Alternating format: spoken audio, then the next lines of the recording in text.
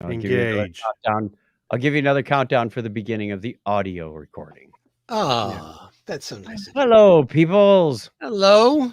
We are Peoples. live. Let me see. Yeah. Yes, we're live. We're alive. No, no life Nothing. signs here. You got well. You're gonna have. There's a mountain involved that you're gonna have to go and check out, but involves a koala and all sorts of things. And we'll be talking about that as well. So, are we actually using any of the show notes tonight? No, I mean, I didn't get. I love it. This is all going to be. We're all going to be winging it. Well, I love it. which is why I was asking if anybody had a chance to, to read the comic. Yeah. I was hoping to get to it today, but I went, nope. No, there is a story in there. Well, there are stories in there, but they're not 10 giant roadside attractions near Calgary. Right. We're not doing Vulcan, Alberta, Canada's. That one can wait for Vulcan, Alberta, Canada because it's an evergreen story. I question your dedication to that place. Well, actually, one of the things I was going to stop and do today, insert laugh track here, is I was going to try to recontact them because. Thank you, Eric. Exactly. So I will try to do that next week since they're probably coming towards the end of the season. I want to catch them before I don't know when they officially close shop for the year. Oh yeah, we need to. Yeah, we definitely got to get somebody on there. Well, we got real close once and then fell apart. I see everybody's got their promotion. That's excellent. Everybody's lieutenant, junior grade. That's right. Yay! I had to get mine at the last second because Tendy helped me. Hey, Billups! Just yells it out. Sure. Oh yeah. I get the feeling we're gonna. Well, we'll get into it in the show. We're gonna see more of the. What was his name? Livick. Mm-hmm. We'll see more Livick and Rutherford stuff going on. I have a feeling you're right on that one. Wernstrom. That's who we need in the parade. Yeah. Yeah. Nobody wants to be Wormstrom. Well. Oh yeah, we should also mention. Hey, by the way, when you do that voice, my voice box automatically gets into that. Well. Well. Oh, that's really lovely. Nobody would subscribe to that science. Yeah. Wernstrom. Oh, I love the enthusiasm after Dragon Con about the next parade. Everybody's. It never ends. Yeah, everybody goes, "Oh, I want to do this. Oh, I want to do that."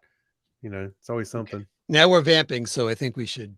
Yeah, it's probably time to start a podcast in here somewhere. Yeah, I think so. Okay, here we go. 5, 4, 3. This is The Topic is Trek for Friday, September 15th, 2023. Coming up in this episode, well, we'll find out as we get through it because we have no show notes. Everything's up for sale. But we will present a show to you where we're going to be talking about five different videos about Star Trek. Actually 6. Can we go for 7? Well, we'll stop at 6. But it's time to hit the theme because this is The Topic is Trek. Moops, there it is.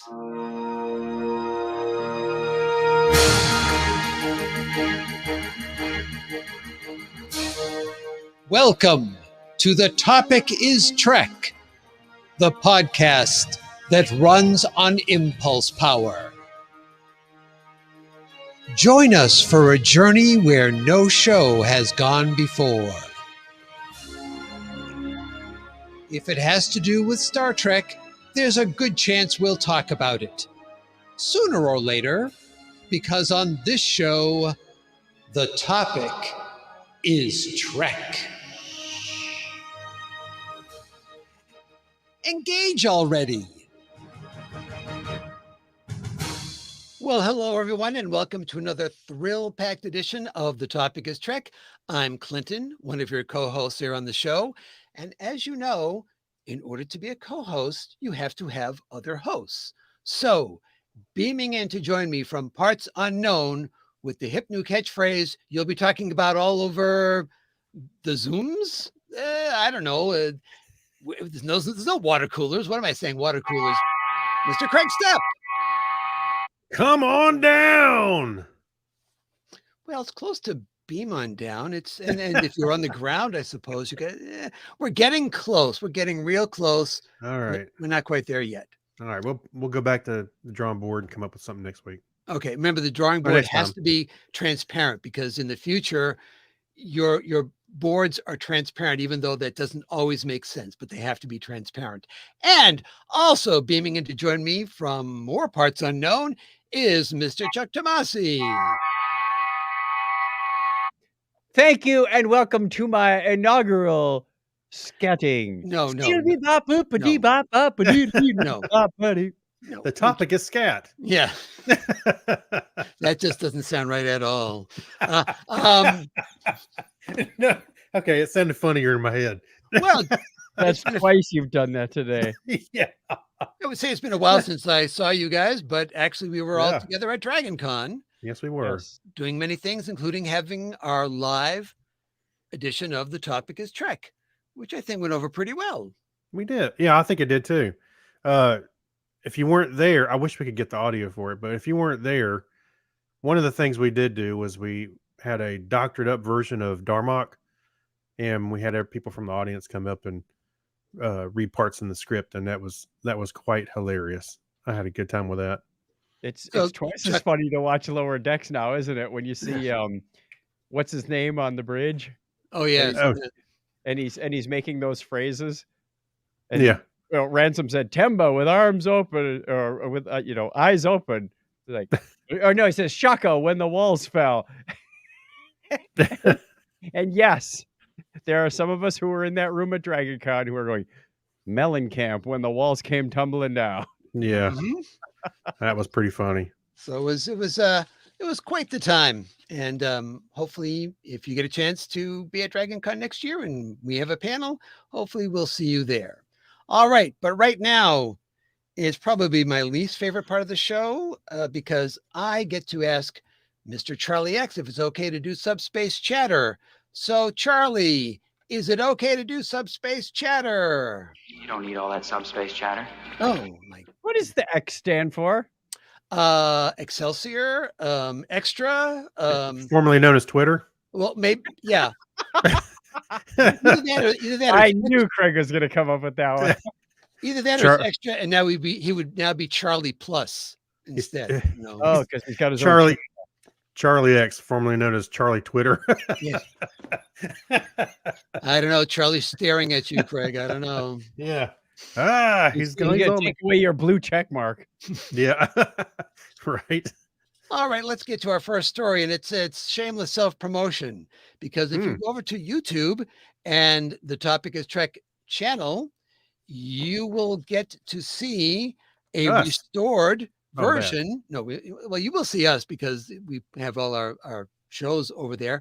But there's a video we put up that is a restored version of a 1970s Star Trek The Animated Series public service announcement for Keep America Beautiful. Now, I had gone on to YouTube looking for a lot of different things for The Topic is Trek, and I came across this ad, and I vaguely remembered actually seeing it when it was on in first run, and the prints and the audio of all the versions that were on YouTube, including the one on the Keep America YouTube channel, Uh-huh. the video was all washed out, grainy. It was extra jumpy, like it been put through this bad film chain, and the audio sounded like there was a fire going on in front of the microphone. Somebody had taken mangled up the tape and said, "Oh, we're going to use it anyway." Yeah. So I went in there. That's good and enough. Hey, yeah, some guy. That's Yeah. good enough. That's good enough. It's only for a PSA, Yeah.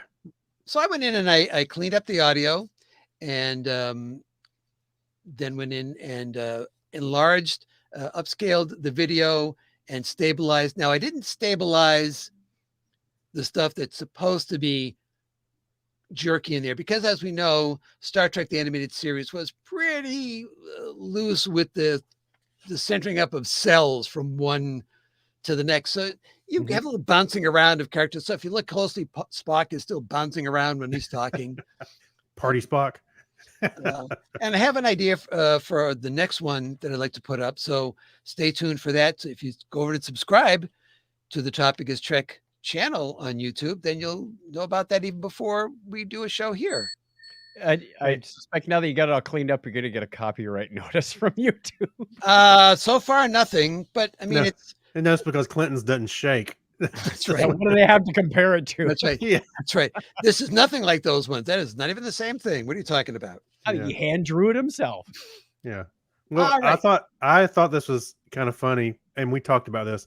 I understand what the message they were trying to get across, but they were talking about pollution, and this is what Romulan pollution or whatever it was in space, and then they talked, much like Earth in the 20th century. Well, yeah, until they were aware of the pollution. I was like, that's pretty much the dialogue there. Well, the part that gets me is that Sulu has them go on to, warns Kirk, and Kirk puts the ship on red alert because this space junk is coming at them, and I think warp 7. Oh, yeah. Why do you need to have your space junk traveling through space at warp 7? They forgot to turn the engines off when they blew up. Oh. A spaceship flushed Object the in toilet motion. while in warp.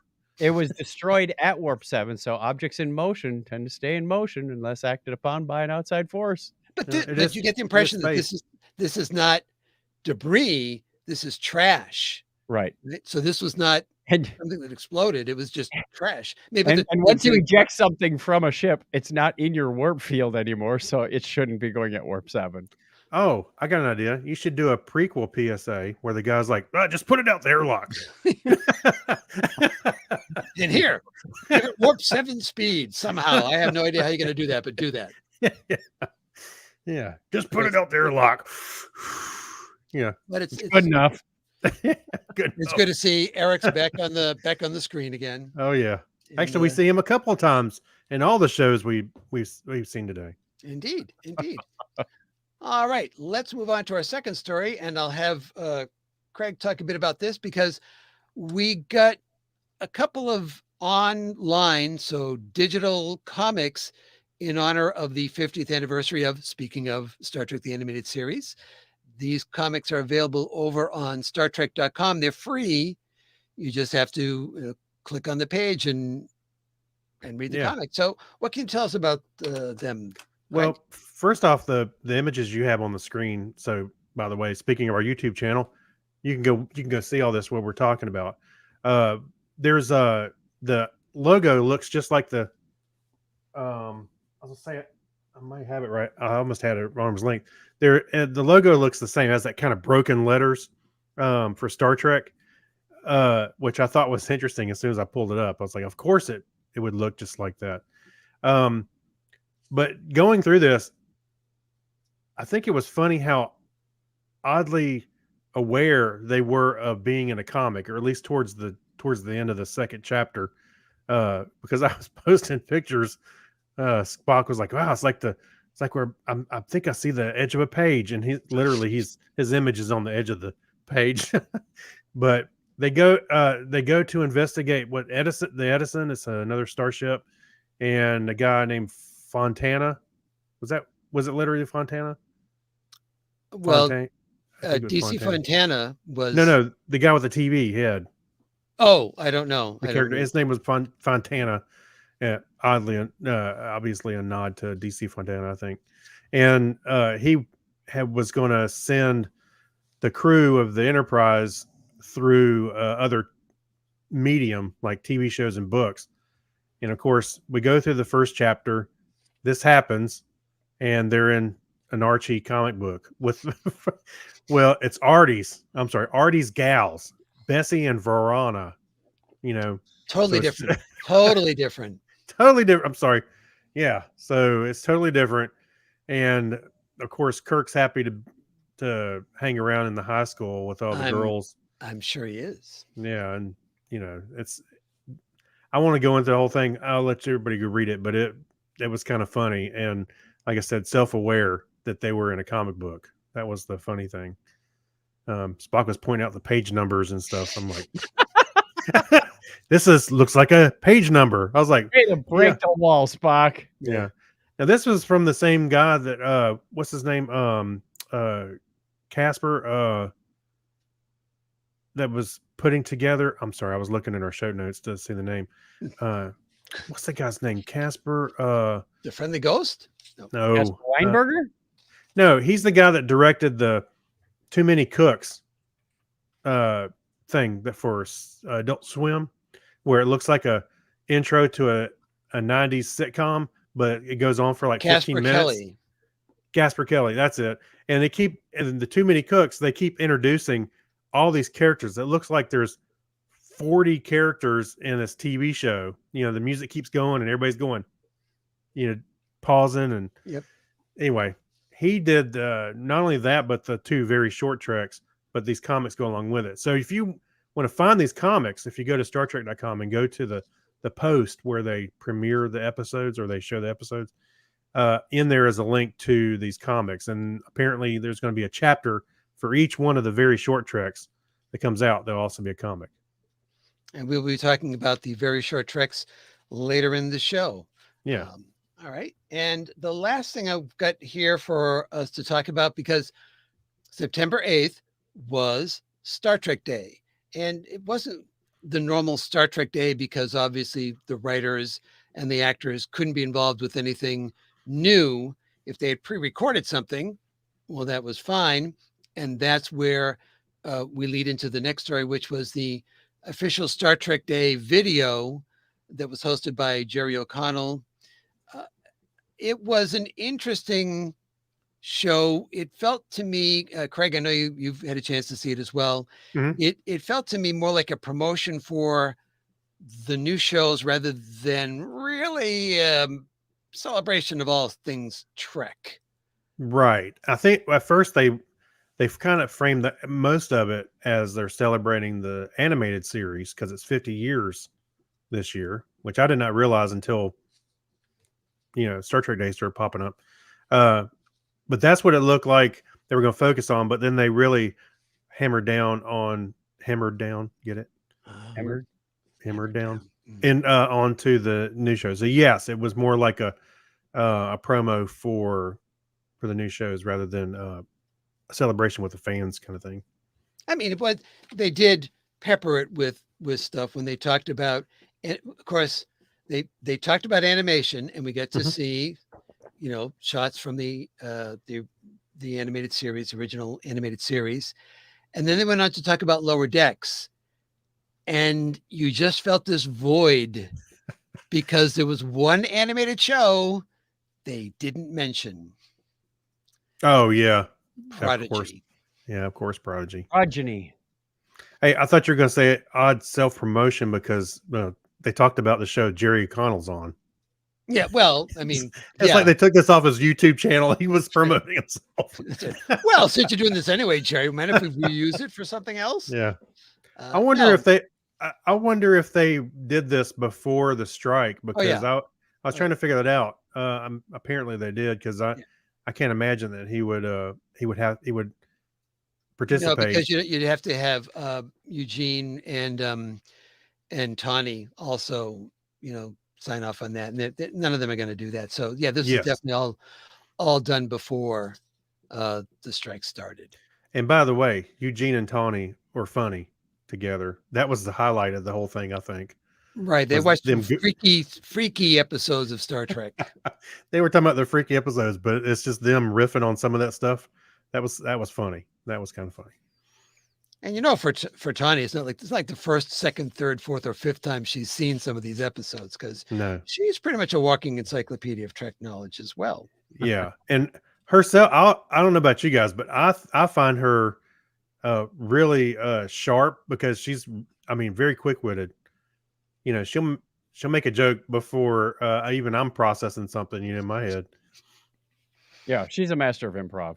Absolutely, which is trained in.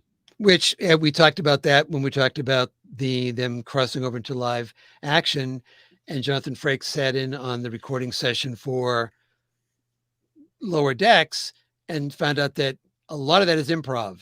You know, here's the basic premise and here's your script, but you know, something strikes you, you know, shout it out, you know. Mhm. So definitely, you know, you're in the among people that's what they Oh, do. here's a note from Clinton. Read the lines as they are first, then if you I'm just kidding. Yes. Yes. No, that's what I said. That's what I send out to people. Right. Because that way I'm sure I've got something at least. You Yes. know, and I'm often happy to get other stuff if you're recording a part. But all right. Oh, and I'm guaranteed to give you something extra. I don't know what it is, but whenever I do voices for you, I'm like, oh, I got to put something else in here. So that's how I got the plague. Oh, okay. But Anyway. not that. Oh, all right. No, I use hand sanitizer on it. Oh, okay.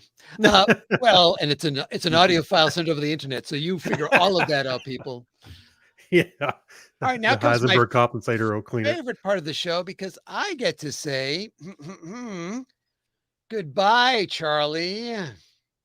My goodness, look at the time. Charlie, your voice has changed so much. What a say.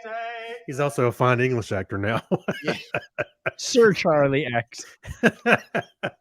Formerly known as Twitter. Yes. Yeah. All right, we have 5. When I said 6, I counted the Star Trek Day video as 6. see. But we have 5 other new episodes of Star Trek to talk about since last we met. And the first thought I had before we even get to these is why you're burning through them so fast, Paramount Plus. You got a limited supply at the moment. Why? Yeah. You know, 2 episodes of Lower Decks to start off the season, and then you're also these very short treks just blowing through them at the same time you're doing Lower Decks. So Yeah. You could call Also- it 6 if you watch the very short Trek teaser. you know, yeah. Not much to report on there, though. Yeah. Hey, and by the way, I don't know that you guys noticed. I mentioned this in one of our private chats on Messenger, but yesterday I noticed in my YouTube feed that they were showing the entire 3rd season of Lower Decks on YouTube yesterday, and it was apparently on a loop because I saw it again this morning. As of right now, it's still on. I couldn't find an end date on the page, but I noticed that there was an offer, one of those free month type offers or something, and that Right. had a date you had to do it by, and I'm guessing that's also going to be the day that they stop showing the episodes. And then I think I even saw episode 1 and 2 from the 4th season. Oh, I hope not. That I mean, would be and interesting. as a paying Paramount Plus customer, I kind of question why am I paying when like entire seasons just go up afterwards? I know. That's right. Well, I had a feeling that they were doing the loop on the 3rd season, kind of promo and everything until tomorrow when the new episode comes out. Or today. I'm sorry, today. But I guess it's still up.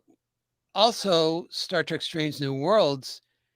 I know that the first episode has already aired. I don't remember when it's airing, but you know, they're putting that on CBS. I Oh, think, yes. for more content, because that's what they did the last time we went through one of these with the pandemic when no one could be filming. Is Star Trek Discovery was on television.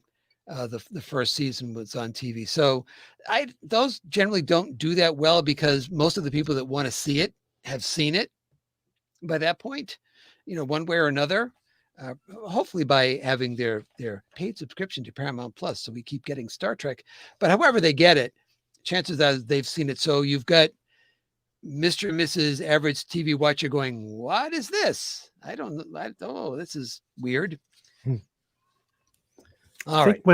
I think it's I'm trying to remember if it was September. End of September, they're gonna air the episodes that you were talking about on Strange New World. Oh, they did already. They've already No, started. I mean later this month. Oh, Or did they? yeah. did they? Yeah. Started already. Oh. Yeah. See, Good.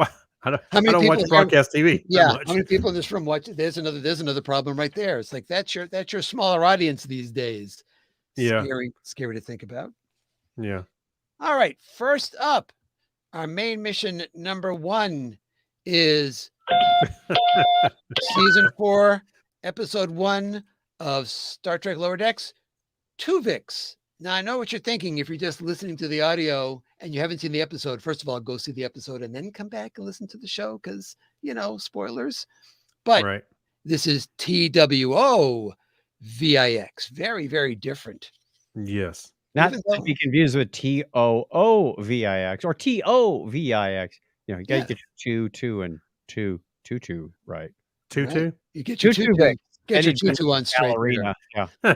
Now, before we get talking about the episode, the thing that I'm sure everybody was checking on as the first season aired, when last we left Lower Decks, we had our battle adding in more and more things each season, and it was becoming very crowded. And we're thinking, well, what are they going to possibly do? Are they going to keep adding things to it? Well, we got our answer right away. Although I will admit I missed it until the very end of the clip, because now in this season, Oh, Whale Whale Probe Probe. with sound effects. Whoa, whoa, whoa, whoa. Yeah. Right. So that's when I'm watching it going, I'm looking for the new thing. And I was thrown because they shifted the Klingon birds of prey, which were in the background last season. Now they come zooming in from off screen and heading towards the Borg cube. And so they're more prominent. And I said, well, but I think we already, and it's a dark tube against a dark background. Right. But yeah, as the clip was ending, the thing opens up at the bottom and you just start to hear that boom, boom, boom, boom, boom. Yeah. I said, I know that sound. And I backed Yeah. it up and went, oh, there it Yep. is. Right Yeah, there. the little white soccer ball comes out. Yeah, the soccer ball. That's right. All right. Well, let's get to the actual episode, all that aside, because we're going to have something to do on Voyager. Wait a minute. You know what? I would all right, go back. I'm sorry. I didn't mean to steal your thunder No, there. Go back okay. one. Go back one slide. Whoop. It'd been funny if the whale probe came in and some of the ships started to lose power. Started to Well, drift. it did just open the thing up. You don't get the rest of that shot. I mean, that could happen, right? Yeah. Yeah, Cerritos takes off and everybody else powers down. Now Including when the Borg. That'd be funny. now when they finally end this series, I want to see this ended up being the final scene. Where everything kind of comes together, and this is what we see. It's going to be very crowded, very, very crowded indeed.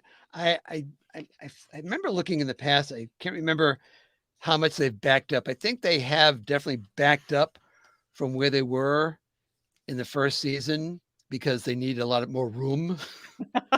Oh, yeah. What's going on here, but not that much. And between the last season and this one, as you can see, they haven't. Oh, backed yeah. up any. Not really. Yeah. All right. So we are going to be going on Voy. I got to say it really, that way because it saves so much time. Yeah. Do it that way. Especially when you have to explain it. Absolutely. Then it saves super more time. So we're going to have hijinks aboard Voyager because Voyager is now been decommissioned and is being brought to Earth for display at Starfleet. And then it's As a going to museum, Right. like a touring exhibit.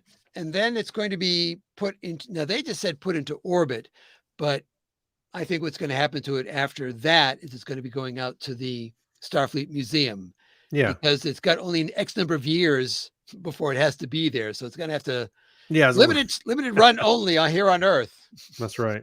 When they first showed the ship, they rolled the music, but it was a very condensed version. And as someone who has chopped up his fair share of songs, it was that what's the trumpet with the muffler You on get it. the fanfare at the beginning. Yeah, you get the fanfare, but it's like dee, dee, dee, doo, doo, doo, Yeah. doo. Yeah. Yeah. They went from like the first 3 notes to the last 3 notes. It was, and Yeah. if you listen closely, like, oh yeah, they cut that bad. Oh yeah, I've had to cut music like that before. Something I downloaded online, and then yeah, I did like cut it right spot just like that. I had that same kind of feeling. And from there, they go directly into the Lower Decks theme music as well. So it's all theme music all the time. That's At right. that point. All right, let's talk about some of the things happening in the episode, shall we?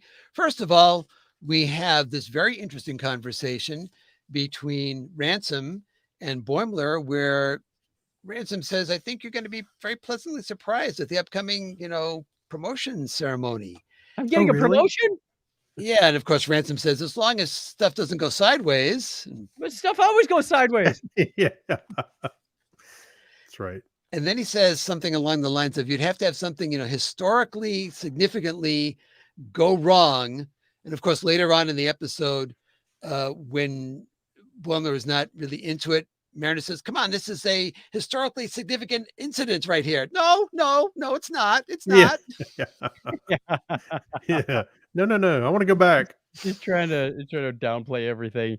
Yeah. I love the when they're sort of taking charge of the ship. They're hauling all these statues around with the crew's clothes. They got like a Neelix dummy in a Neelix outfit. Yeah, that one. Oh, And yeah. and somebody's carrying 7 of 9, and they wince and they go, "Oops!" really quick. I rewound it a couple times. I Oh, still so her don't know eye, what they did. the attachment on her Oh. face fell off. Oh, Yeah. is that what it was? It Yeah. was so subtle. I did not see it after 2 I or think 3 somebody was holding it or picked it up. Yeah, Yeah. the guy picked it up and was like, what am I going to do with this now? I broke it. And the curator is just like freaking out. Are you chewing gum? Yeah. Freaking out at every little thing that could disrupt his museum.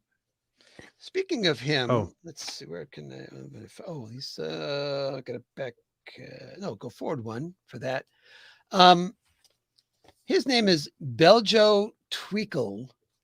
And I put a question out to Mike McMahon, and I don't know if I'm getting the answer to it, but we didn't get a response by Showtime. it's very close to Bijo Trimble, who was very much involved in the letter writing campaigns to save Star Trek. Oh, So you've got okay. Beljo Tweakle and Bijo Trimble. I just was wondering, you consider her a historian as well. So is that an homage? I don't really know. I didn't pop in. I didn't even think about that. Yeah. And they're maybe. going around the ship, and one of my favorite lines out of T'Lyn was, "I do enjoy a good label." there were several that caught me off guard on this one. All right, so so Boimler, as we said, is not really into this whole mission because he is just walking on eggshells to make sure that he doesn't do anything wrong to the point where he's doing everything wrong. Mm-hmm. He's the macro virus escapes. Now he's not the one who does that. That is Mariner, I believe, notices that, hey, there's something behind this gel pack. Yeah, she starts knocking the panel off. Yeah. But when he's, we got to stop it. And, Ransom is yelling at him, stand in the doorway, do something. And the virus comes at him and he ducks. And Freeman is really not Freeman, Ransom is not really happy with what's going on. He's beginning to question this whole promotion thing at that point. So that's one plot we've got going on, is that there's, Boimler is trying his best not to cause an incident and therefore is causing lots of incidents. The Tachyon macrovirus that we saw on Voyager. I mean, they certainly were going deep on the references in this episode. So if you haven't watched Star Trek Voyager, this ain't going to make any sense. Yeah. Watching whole 7 seasons of it before you watch this episode might be a bit much, but yeah, well, they represented almost every season. They did indeed. All right. So meanwhile, over on the Cerritos, we have a new team up, a new combination, and that is Tendi and T'Lyn. And T'Lyn is turning out to be a very, very Spock-like character. Yes. But she's pure Vulcan. So her responses are very flat to everything. And she's approaching everything very logically about, how to deal with different situations. And, Tendi really doesn't work that way. Much more emotional. Oh my gosh. It's just like the opposite end of the emotional spectrum, as we'll discover later. I got a pip! Yeah. T'Lyn's like a Vulcan life coach. Yeah. I mean, essentially she's now the outside person looking in at the chaos and making commentary on it. Don't you want to see Tuvok's quarters? Are they austere? Yes. Yeah. Yeah. All right. Now we'll talk about the third thing that's going on here in this episode, because the title of the show. Yes, we have Tendi and Talin taking some of these exhibit pieces over to the Cerritos for transportation, and one of these little flower leaves, petals, falls onto Billups as Billups and Tiana get into the transporter, and Billups and Tiana create Tillups. Tillups. Now, this is where I went. Remember when TNG first started and their first few episodes were like repurposed TOS episodes? And everybody went, boo! What exactly is going on here? And what universe are we living in now? They're going, this is great. We're repurposing another Star Trek. Right. Yeah. And now they're using, because. And one of the craziest was Tuvix. Like, this isn't like a fan favorite here. And it's now being referred to as a you've been Tuvixed. It's now a verb. Yeah. Or the Janeway murder memes or whatever floating around. Billups starts talking about one of his friends had a pet. Why is everybody? Tana was like, oh yeah, his pet dragon when he was a kid. Yeah. Well, awkward. Sorry, never mind. Just me. Yeah, it was funny. So, well, of course, go ahead. Oh crap! I forgot what I was going to say. You were saying that they Sorry, go ahead. You said that they repurposed this storyline to some degree, but actually they did, but they turned it upside down. Oh, I know. Yeah. And the thing I just realized, I noticed their uniforms were slightly different. They had like this light brown, dark brown swirl on the top, and that's why I included a little picture of Tuvix, because that's his pattern. Tuvix's pattern. I'm like, that is brilliant, because a whole bunch of the new hybrids had that on their uniform in some shape. I went, yeah, well done, writers and artists. Well done. Yeah, every one of them I think had that on it. So in this scenario, we just have Tillups to begin with, and of course they're trying to figure out how to deal with it. Oh well, I'll just figure out I'll just see how Freeman says, I'll just figure out what Janeway did, and they're looking at that report, and she says she straight up murdered him. Yeah. Holy bleep! Janeway didn't mess around. He pleaded for his life. Shax goes to Tillups and says, just how many physical memories do you have? Eyes widen, if that's even possible. Oh yeah. So what do you remember? Right. Yeah. So Tillups also accesses information, and Tillups does the logical thing, creates allies. First, Freeman and Mealy-Moo is Captain Dr. Frigleyman. Mm-hmm. And then we have more combinations. Yeah. Swalens. Yeah. Stevens and Matt the Whale. Yeah. We have Barnes and Shax as Shabarns. Now, the one I couldn't figure out is Lundy and Honus become Chandas. Somebody's first name has got to have a ch sound to it, because Lundy and Honus don't have that. So I couldn't figure that one out exactly. Warren, and that was his first name, last name thing. I don't know. Yeah. Swalens. He's not my best work. I want a fish. Yeah. Yeah. So it's becoming very, very complicated over on the Cerritos.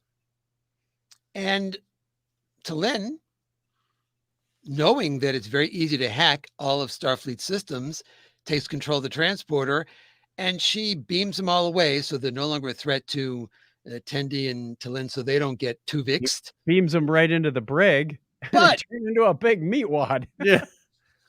As Tendi says, you've combined them all into one big Tuvixy meatball. Yeah. Yeah. That was disturbing. That was disturbing.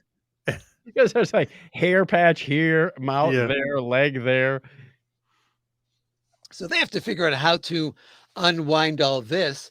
And of course, Talin, who was listening to Tendi go on and on about, but Tillups is this, separate creature, and it didn't ask to be here, but it's here now. And then when this giant meatball of body parts Aren't So you this is all having you have. any ethical issues with this? Well, I wasn't, but this is just craziness. So we gotta do Where's something about Janeway it. when you need her? Exactly. She's off in the off looking for Chakotay. Now they come up with a solution that is very typical of Star Trek because T'Lyn is having trouble discerning the patterns, the DNA patterns, because everything's all mushed together. But Tendi is able to pick up with the way that the scanner has been modified personality traits. Yeah. And so they will work together to combine the personality trait and the DNA to decide who is who in this whole thing. And apparently they do it completely 100% accurate because we don't hear any complaints afterwards from anyone. So this apparently worked absolutely perfectly, which is amazing. But things are not going all that well over on Voyager because things have gone more amok on the ship. We have let's see, There's some muck on Mariner right there. Yes, actually there is there. We have holograms running around the ship because the curator decided to put all these different the holo emitters all over the everywhere. ship. That's a it's good like, idea. Yeah. So we have Chaotica, the crazy clown. We have Janeway's Irish boyfriend. And Michael Sullivan, who misses his wife. Yeah. Right. He plants a good one right on Mariner. It's like, these people are great. Oh, I like him. Yeah. Yeah, That's Bonnie right. had not seen that episode of Voyager. So I said, well, see, Michael Sullivan was in 2 episodes. The first one, he had a wife. The second time he comes back, Janeway says, yeah, and says to the computer, and lose the wife. Yeah. And the look on her face she's was, on a murderous what? rage there. Wow. So that's why we have Michael Sullivan going, I miss my wife. Yeah. Janeway's killing off all the characters, no matter if they're virtual or not. Yeah, but we get this honest moment where Mariner has to confess that she's the one that recommended that Boimler get a promotion. And why is he turning it down? And he says, well, we had all those problems when I went over to the Titan and I don't want to go through that again. And, so she also said that he says, I didn't believe you when you get sent to Starbase 80 and I'm a really bad judge of character. And she just wasn't having any of it. And she says, just save the ship. You can do this. You can do this. And so he works with Rutherford and they save the ship. With the Neelix cheese. Yeah. With the Neelix cheese. Get Because that cheese to sickbay. The evil salamander is taking them to Borg Cube 858779. Right. Why? We don't know. Well, because I think he's been Borgified, right? He's been Borgified, which is why he's moving around. Oh, that's true. Yeah, there were some nanites in one of the recharging the charging stations. I forgot what they're called at the moment. And it infected the macrovirus, and they said, wait, we now have a macro nanite? Yes, exactly. That is a great oxymoron and so apropos for what's happened. I can see Dr. Aaron kind of squealing at that term, going, yes, that's what we're going to do. Yeah. So, at first I was trying to figure out why were they going to the Borg cube, and they went, of course, the salamander was Borgified. You can either be Tuvixed or you can be Borgified in this episode. It's quite Take your pick. Or stuck to the wall. Yeah. Or stuck to the wall. So now I also got confused the first time I was watching it that when Chaotica is confronting Boimler and says, I've thought of everything. Well, you haven't thought of this thing that I am son of Chaotic. What are you babbling about, fool? Of Captain Proton. And of course, there's also a in the background is yes, good old what's his name? Rutherford? No. Rutherford is on one side, but who played Captain Proton? Tom Paris? Paris? Tom Paris Oh, is on the other side. I'm Just sorry. I was trying to figure out where you were fishing for. there. trying to blank on that. So as he stands up and makes his pose, Tom Paris is in the background. I missed that. And I thought for a second that, okay, was this like a Kirk logic puzzle that caused Chaotica to just fall apart? But no, that was just buying time for the cheese to do its thing. Right. So he starts to dissolve, and then everybody else starts to dissolve, and the ship is reset. It's saved. And he says, pretty much, curses, now I have to put in a new display in the museum. Yeah. Which And is he a does. Neelix cheese with Boimler and Rutherford's picture. Yeah. So the cheese remains. Then we have a promotion ceremony where we suddenly, now we talked about this. Remember throwing this out in conversation, I think while we were at Dragon Con. And Chuck, you had certain thoughts about it at the time because I said, I think they're going to get promoted. And you went, oh, I don't think I'd like that. What are your thoughts on this now? I was curious as to what happens to the storyline because the lower decks people were in the lower decks. And when they get promoted, they're not in the lower decks anymore. Do we get a next generation? How does that, it opens up a lot of questions. And I think they're working through that in episode 2 and 3. Right. And the characters keep saying, see, I told you it would be just like it was when we were ensigns. And pretty much so far it has been. Yeah. We're the lowest of the lowest ranking officers. So rationalizing their promotion. Tendi, well, first of all, Boimler gets his promotion because of how he saved Voyager. He Right. impressed himself in Ransom's eyes. Then T'Lyn gets a provisional promotion. Then Tendi very calmly gets her promotion. And they're all saying, oh, that's, it's really great. Half of us have now got our promotions. And suddenly Mariner's called out as getting her promotion. Finally Mariner gets it. And she doesn't want it. Oh, she definitely does not want that thing. She goes to Ransom and she's trying to keep shoving it back at him. Yeah, he keeps pushing it back. She pushes it back, push it back. That was funny. And he says, you've been through this several times and, you're just going to be doing this now. So, and he's not having any of it. And she leaves in a huff. She's very upset about the whole thing. And we think that's mostly the end of the episode because there's still like several minutes left. And we're going, okay, well, what's going to happen here? Well, we have a flashback, as was hinted at. And obviously with T'Lyn there, this is kind of also part of that flashback to Wej Duj, because we find ourselves back on the Klingon bird of prey. Yep. And those same lower deckers from Wej Duj are, one of them sharpening his spear, which is not a real weapon. So decorating me from afar. Nobody calls me a coward and lives to tell the tale. Can you join me for lunch? Yeah. Yes, they're having heart or brain or something. But they're suddenly called to the bridge for a red alert. And there's a ship on a view screen and it's they say that nothing seems to be going on over there.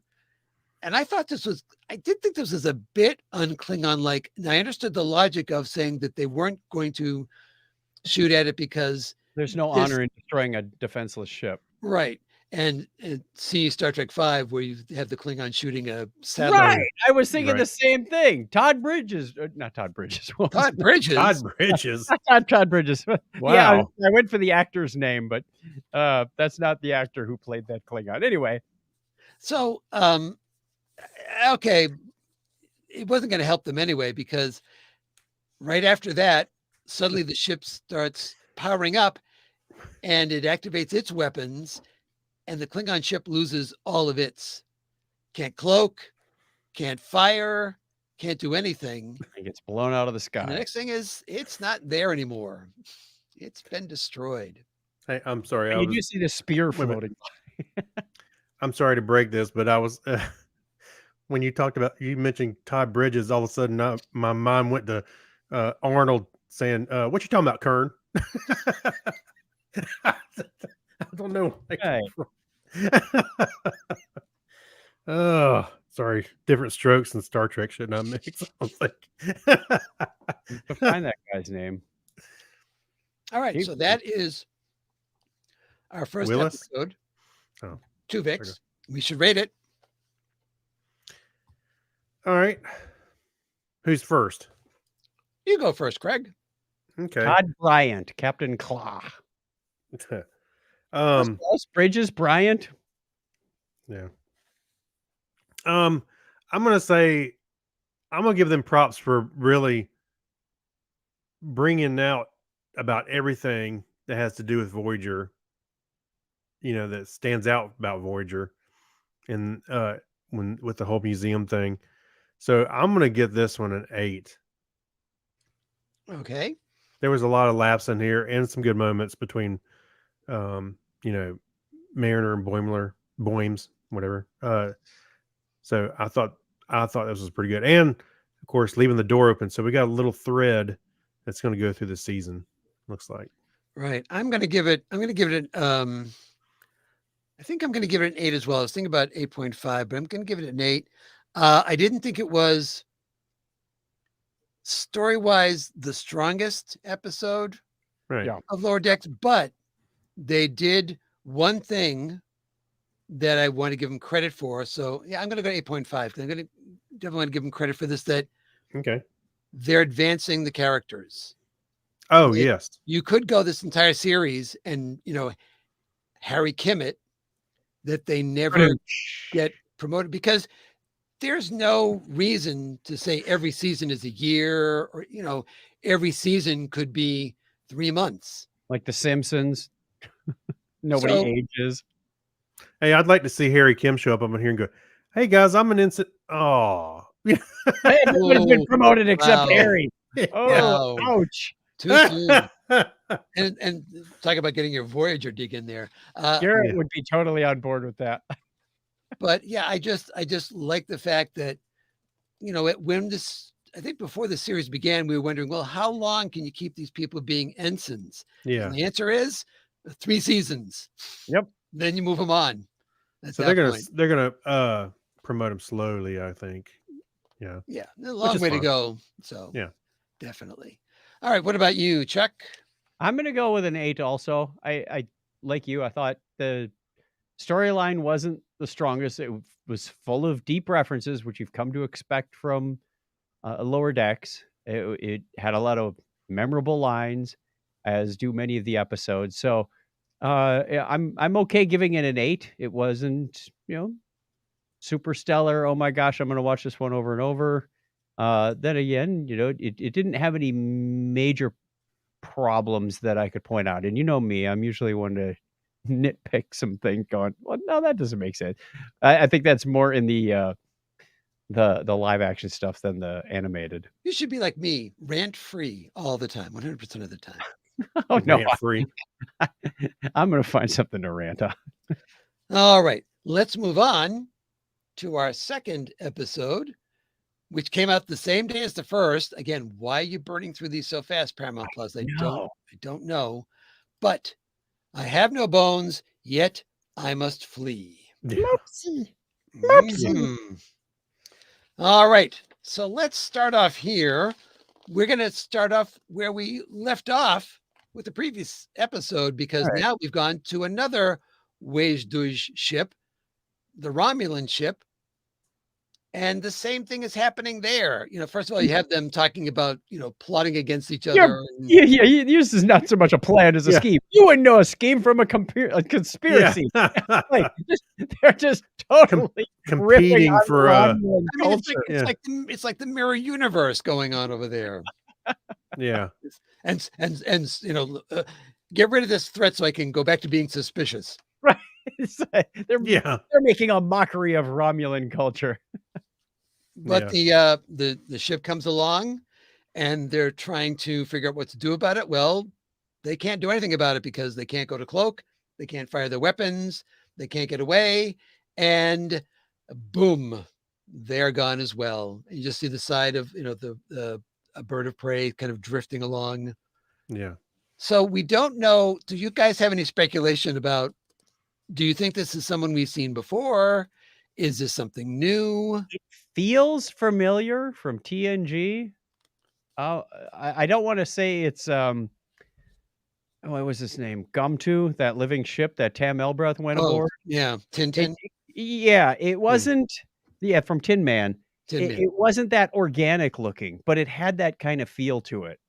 But Well, to me, it that's kind of that's looked like. the only vibe I got out of it. This feels familiar, but I don't think we've seen this before. It was weird to me because it actually kind of looked a bit like Slave One to me. Yeah. The Well, way it turned on end, yeah. yeah. Yeah. Way it flipped. Yeah. I don't recognize it or think it's comparable to anything we've really seen. So, I think we're gonna get tidbits through the rest of the season, and this will lead up to the final episode. Well, we did Mhm. get one additional piece of information because the Romulans do scan it, and they say there's one life form on board. Oh, Now, I put out a question. Okay, does that eliminate Peanut Hamper and Badgie? Because Badgie is a program and Peanut Hamper is a machine. It's not right. a would that scan as a life? I don't think either of them would scan as a life form. yeah. Correct. So, hopefully it's not Cybok or something. I don't know what it's. Cybok. You Um, The never Wrath know of with this show. Cybok. You never know with this show what they're gonna pull out of the hat. Yeah. so, The all right, Wrath so of yeah, Cybok. and I agree with you. I think every week, although I point out that we haven't gotten there yet, but we didn't really have anything about this plot line No. No, in this the is a third drip episode. feed. So this will be, yeah, we're going to definitely get a little bit at a time on this one. All right, but let's get into this episode. This episode starts right off with classic Mariner because she overhears a conversation. Oh, the leotard scene. I With- can't unsee that. Uh, I can see the cosplay now on the Star Trek cruise. Now, Well, we did see a couple of girls wearing this before, but hey, it's the Star Trek cruise. You do you. I mean, this they're basically riffing on the Crusher Troy scene from Next Generation. So The gratuitous scene. yeah. But she overhears Ransom saying, "Oh, well, Mariner, she won't be my problem for long." And she's taking this as, "Oh, he's jerking me around again. They promote me, then he's going to demote me. It's just the same thing happens every single time I speak my mind and blah, blah, blah, blah, blah. And, I'm going to do this on my own terms." And she just goes off being old school Mariner, and which was concerning to me because she'd had a conversation with Ransom, which didn't enter her satisfaction, but immediately she's overhearing part of a conversation and jumping to a conclusion, Yeah. which is very, very old Mariner. And I think it does get addressed, however, why this happens this way, I think later in the episode. But I think it's a kind of a setup to make you think, here we go again. Another round of this happening. Mm-hmm. Meanwhile, the lower deckers are getting ready to move on, and they're all getting ready to move to the new quarters. And come on, Rutherford. Oh, I forgot. Rutherford didn't get promoted. And you can see, I love looking in the boxes, like they're bringing back things that you've seen in earlier episodes. Like there's the Tom Paris plate peeking out. Yeah. Yeah, right. Boimler has his number one poster. Yeah. I'm trying to figure out though, where in the world he would get a Mirror Universe Archer action figure. Right. I thought that was so funny. The gift You shop. mentioned it a couple of times. But I mean, who knows about that? Yeah. I mean, that because the earliest we go back, is Discovery. And in theory, Discovery and Mirror are around the same time ish as each other, within 10 years or so, but none of them really do any investigating. The person who does investigating about what happened to other people is Archer. Mhm. When he comes across the Defiant and finds out about, the Prime universe and what happened to people in that universe. And also you have evil, I forget who it is on Deep Space Nine, but they're recounting the story about Spock succeeded in what he was doing to make the It was Empire. Kira's Kira, okay. counterpart, right?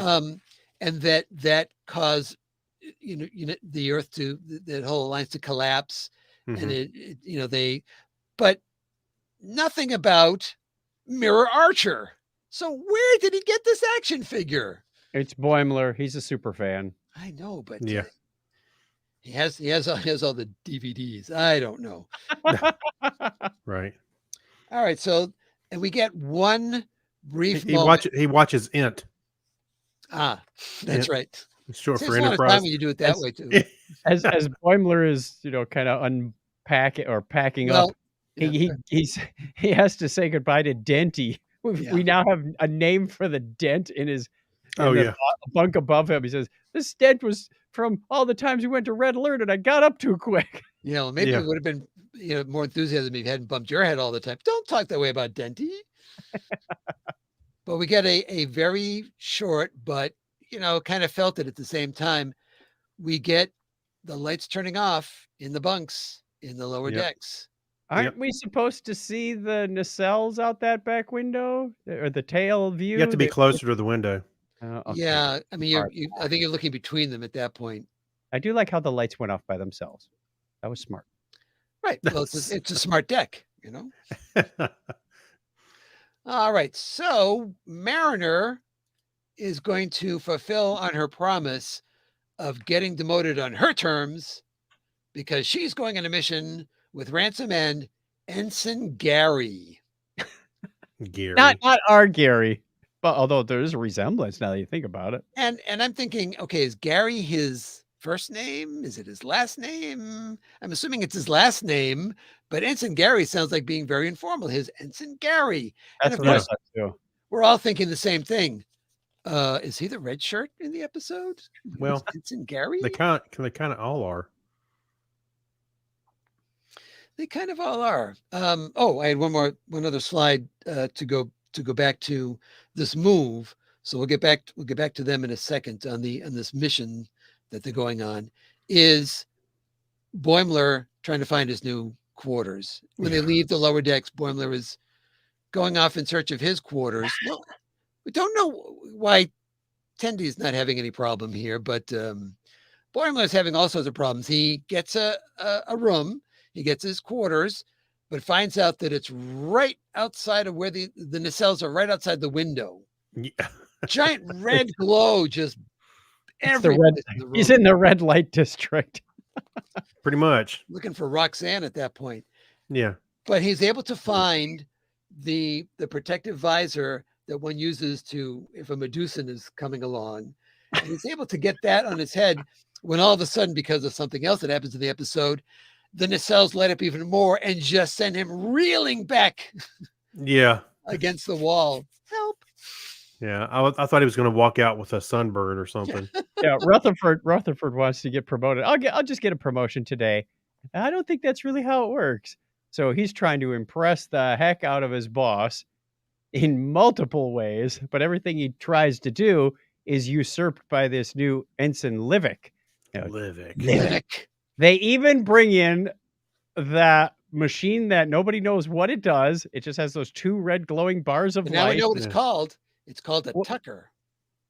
Ah, right. But the Livick creates a third tube without disturbing the Heisenberg compensators. And being the kiss up that Livick is, calls it the what? The Billups tube. Oh, what a suck up. What a suck up. I know. I was like, oh my gosh. So and I love how Bill walks away going, and I don't even know what it does. Yeah. Right. Which is absolutely brilliant. But Rutherford says, I've increased the warp capacity of the warp engines by 0.06 or 5, and Livick's got it to 0.06. So Bill says, I want to see this 0.06 in action. That's when he cranks up the engines and consequently blinds Boimler. So, I mean, Poor Boims. You're also feeling very sorry for Rutherford because he's trying to do this thing, and suddenly this character out of nowhere, this Livick character, is always one step ahead of him. Later on, he passes through the Jeffries tube, to do something. And oh yeah, Livik was just passed through here, about 5 minutes ago. That grin on Livik's face looks an awful lot like Badgie. Mm-hmm. Mm. Mm-hmm. Just saying. All right, let's get back now to the mission that Ransom and Gary and Mariner are going on. They're going to Narge's miraculous menagearium. That's hard to say 3 times fast. What is it, 1,000 highest rated menageries in the quadrant? Yeah. This is Okay. all over the place, and we're always accidentally scooping up humans. I think it's funny. He looks like an ear of corn. Yeah, that's exactly Cross what I was between thinking. corn, but he's got like Hey, eyes from a potato or something coming out his chin. yeah. Well, it's a lot of things happen on that planet. We don't discuss them. We'll just pick up these humans and be out of your leaves in no time. Right. They're picking up these 2 humans, which accidentally get caught up because he has to confess, I can't really tell bipedals apart. Whoopsie. And he's very, he's very honest about what happened. He's probably the one that notified Starfleet and said, please come and pick them up, and I'll just let them out now, and you guys can, because you expect him to be, it's going to be sinister. He's going to try to trap everybody else or something. No, he's just like, it's nice to have them here. They were an exhibit, but they really shouldn't be here, and they should go. We kind of skipped over how they got to the menagearium because we got Ensign Gary onto the shuttle with Ransom and Mariner, and he says, "Now take it in easy," and she guns it towards that space station. Oh, yeah. Menagearium. Yeah. Nice and easy. And they crash land, and Ensign Gary goes, "I need to replicate some new pants." Yeah. Yeah. However, those dampeners didn't seem to be working quite as well because he got tossed around pretty well inside that shuttle. It reminded me of a few episodes or movies where they just take the shuttle and throw it into the shuttle bay. I'm invoking the name Star Trek V a second time. Well, those inertia diameters have their limits. Oh, okay. All right. Yeah. So that's why they're there. But so Mariner starts asking questions about the humans, and then she notices this other cute little character in there. Moopsie. It's a Moopsie. And Narj says that the Moopsie is Narj's favorite character. And she's saying, trapped in here, blah, blah, blah. She's just going on, and she's looking at Moopsie. And she gets this look on her face like, yeah, I know what to do here. And she gets this nefarious look to lead you to believe of what the conclusion is. But because what happens is Moopsie gets loose and drinks your bones. How could she? I know.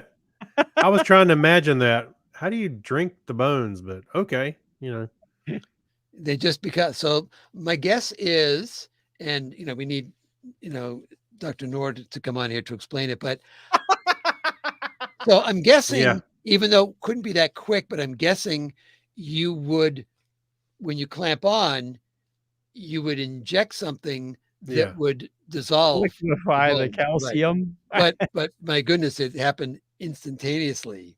Right. Yeah, it was pretty quick. Yep. So they logically are running away from this cute little Moopsie who's like going along squeaking and just saying, Moopsie, Moopsie. Yeah. It's so cute. But when they finally get into safety and they've locked the door behind them, the 4 of them, so you've got Gary, Narj, Ransom, and Mariner, then Mariner and Ransom are having it out.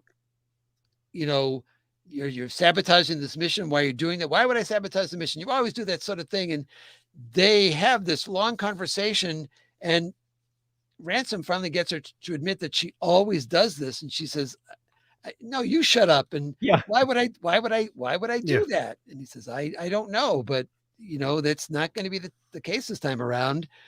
This is going to stick. I'm not gonna say no. You can be demoted. It's just this is going to stick this time. This was a character moving forward moment, right? So that was your setup, was that she was doing the same old thing, but then she was forced to confront. but why are you doing that? And you've got to stop doing that. And you definitely always do that. And she has to admit, yeah, I do. I definitely always do that. Yep. All the time. So good on them. But, Ensign Gary was like, well, I'm glad you two worked that out. But can we get back to the bone sucking monster that's trying to kill us? Yeah. And Moopsy gets in and Narj, we find out Narj definitely had bones because Moopsy goes first for Narj. And that ear of corn is now just it's a kernel of its former self at that point. And while Moopsy is sucking on Narj, the other three escape out the door, lock the door behind him, and realize we just locked Moopsy in the main control room. To which Moopsy starts crawling around, sending this menagerarium plummeting towards the planet. Now they have a nice situation. Right, not a problem. Yeah. So in atypical fashion, well, I wouldn't say atypical fashion because she's done this type of thing before, but Mariner says that, well, here's what's going to happen is you guys are going to make a run for it, and I will distract Moopsy so you guys can get away while it kills me. And Ransom says, nope, you're not doing that. We're all getting out of here. Says, look, even if this works, we're only going to get out by the skin of our teeth. Bing! The teeth. Light bulb goes off. And Ransom has a very unique request at that point. Hit me, Mariner. Yeah. So after a gentle tap the first time, in the middle of him saying, no, you got to hit me harder, before he gets the word harder out, I think she's walloped him again. Yeah. Moopsy sees the tooth and starts going nuts on the window. Hey, in that screenshot, you can see the tooth up in the go air. Flying. Yeah. So the plan is to leave a trail of teeth to get Moopsy back into its exhibit, shall we say. And it works. It actually does work. They get Moopsy back inside there. What we find out, however, is that the way Moopsy got out in the first place was not Mariner, was not Narj, was not Moopsy's fault alone. It was the humans. And that palm tree door was upside down the whole time. It was at the beginning. If you watch it a second time, yep, that door was upside down. Oh, yeah. So they are left in the menagerie to be someone else's problem who'll come and pick them up later on. But they're done. They're absolutely done with these people at this point. Meanwhile, Boimler's trying to find another room, and Shax finds him a new room right next to the holodeck. Mm-hmm. And he gets that was hilarious. And you realize how thin the walls are between the room and the holodeck. He can hear Tana and Shax having their fantasy Robin Hood thing in the holodeck next door. So he scoots his bed to the other end of the room. It goes down a little bit, but then he hears Captain Freeman.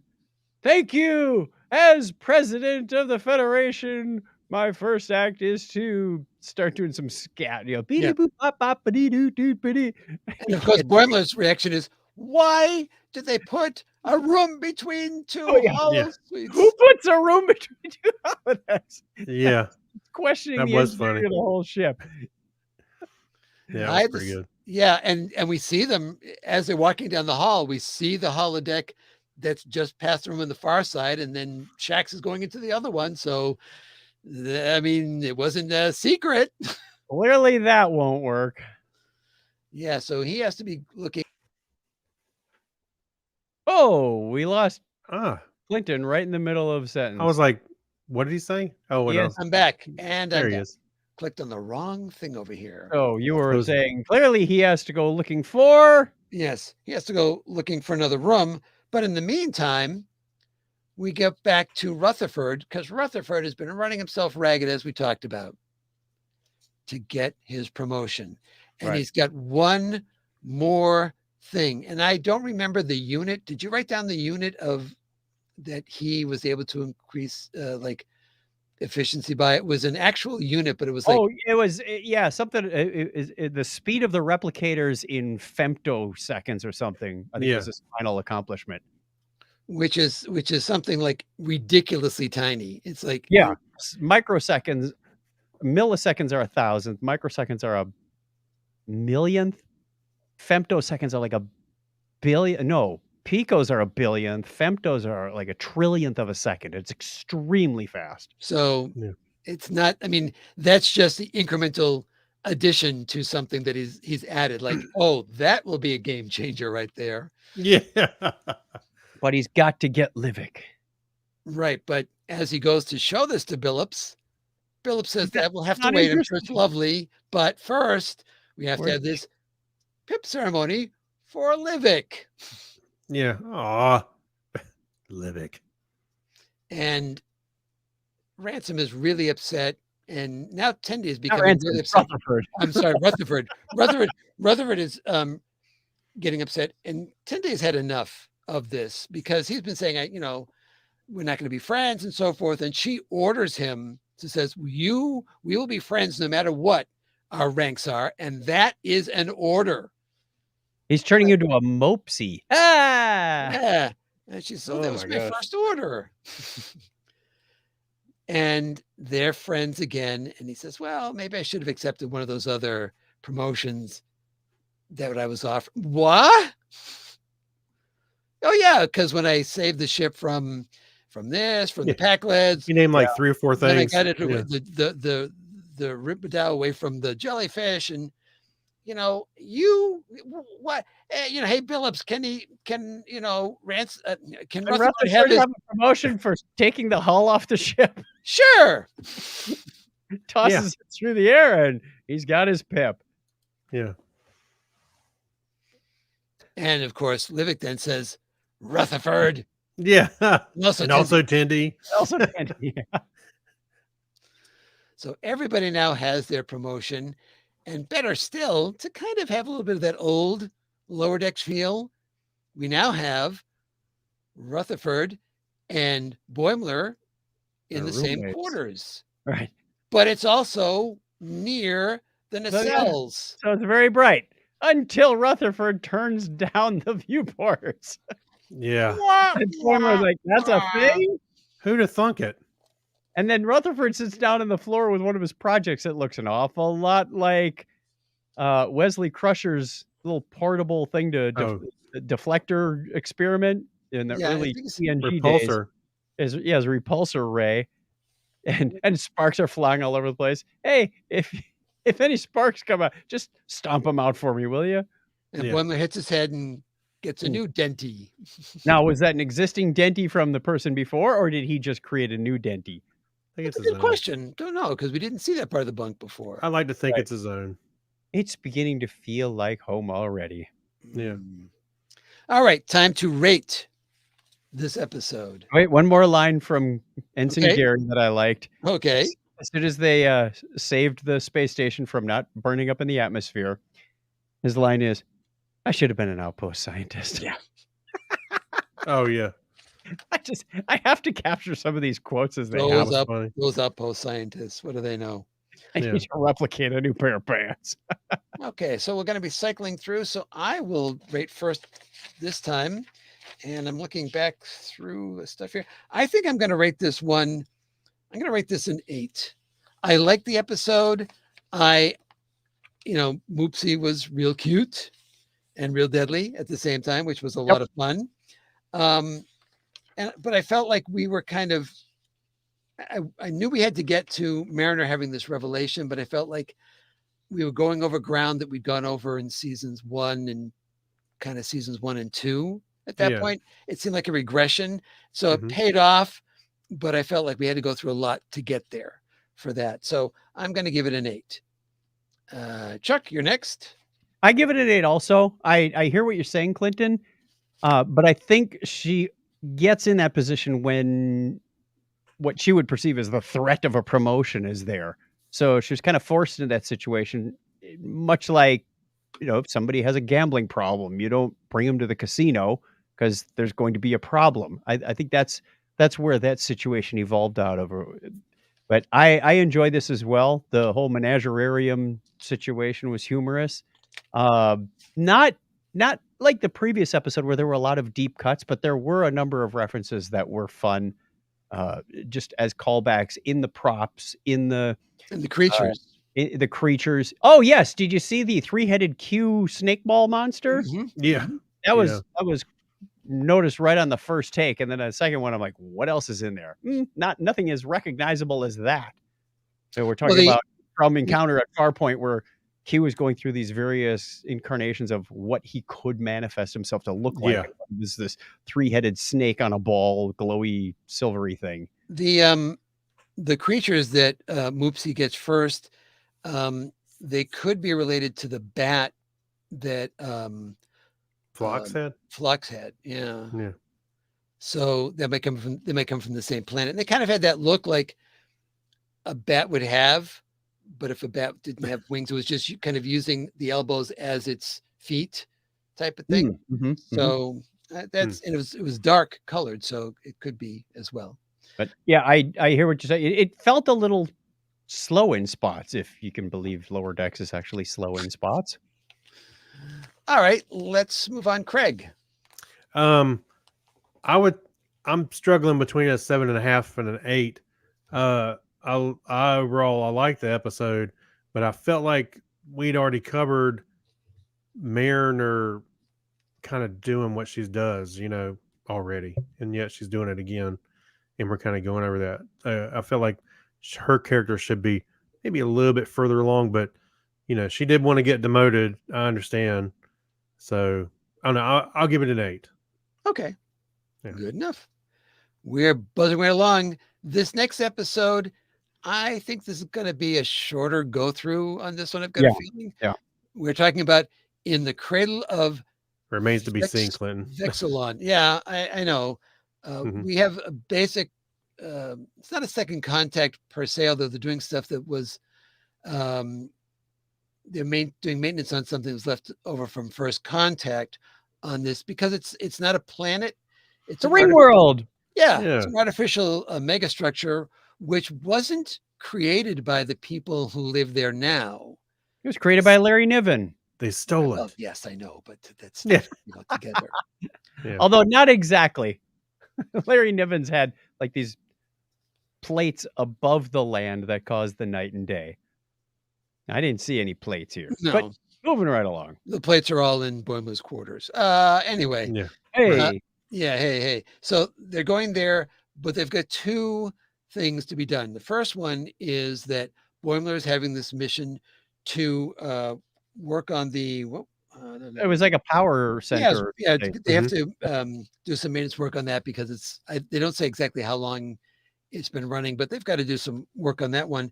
And it's his first mission as a lieutenant, so he's in charge of 3 ensigns. That's right. The other mission is the one that Freeman and Ransom are going on, which is that their environmental computer is having problems. And these are a bunch of artists and so forth. They don't really work on, they don't have an IT department apparently. So they've called for outside tech help to come in and work on that with them. So they're showing all the different, we get to see different parts of this ring world.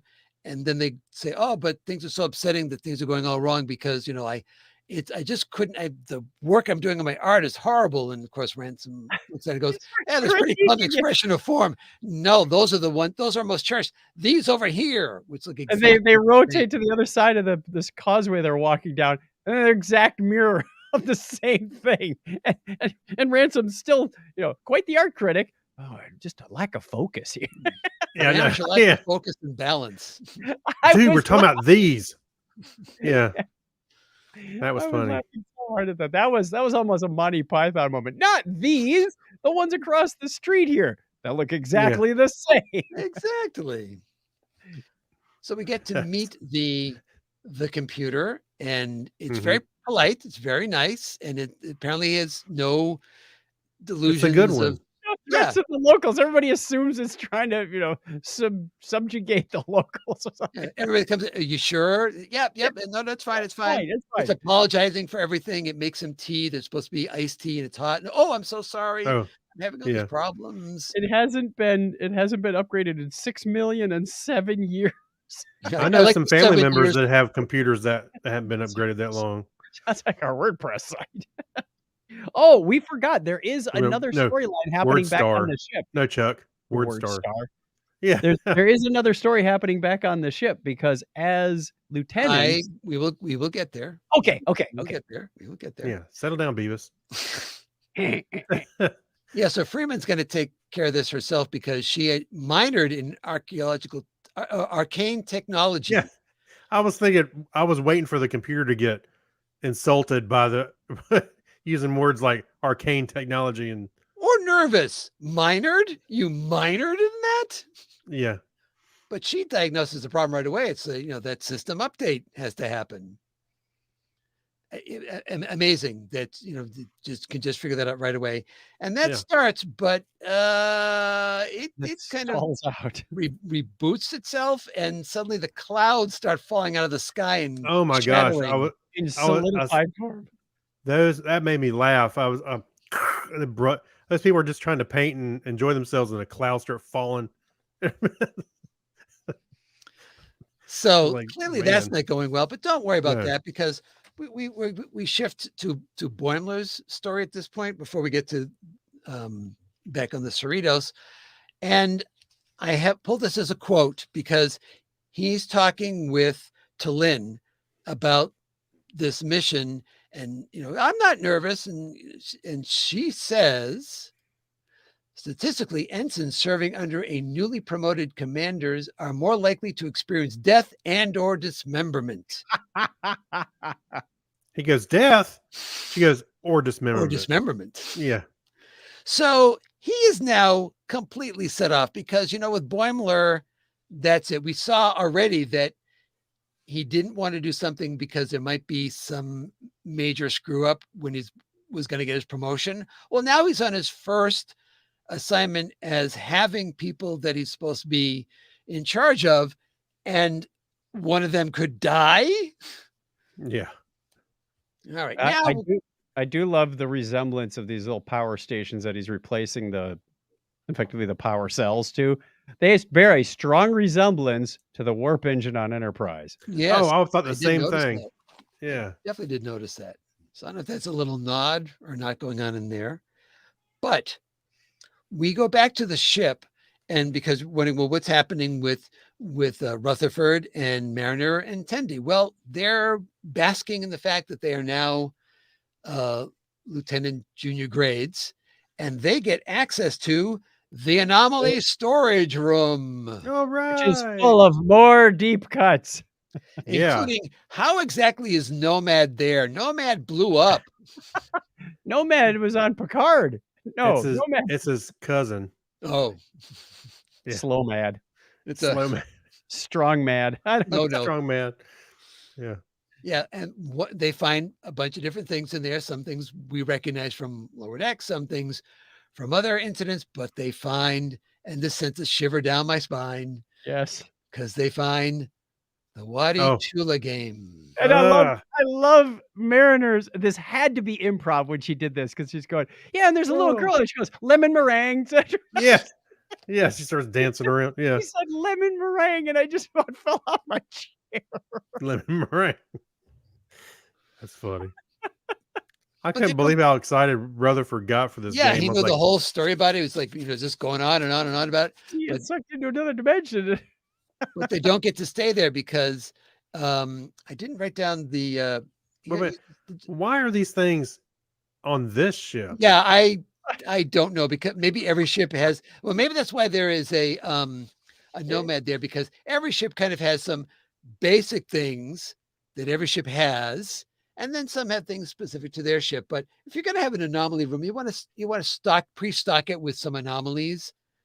I'm looking at the background right above Tendy's head. It looks like Sargon's sphere where he was encased from TOS. Oh yeah, yeah. And there's a bunch of those octagonal boxes all lining one of the walls. All right.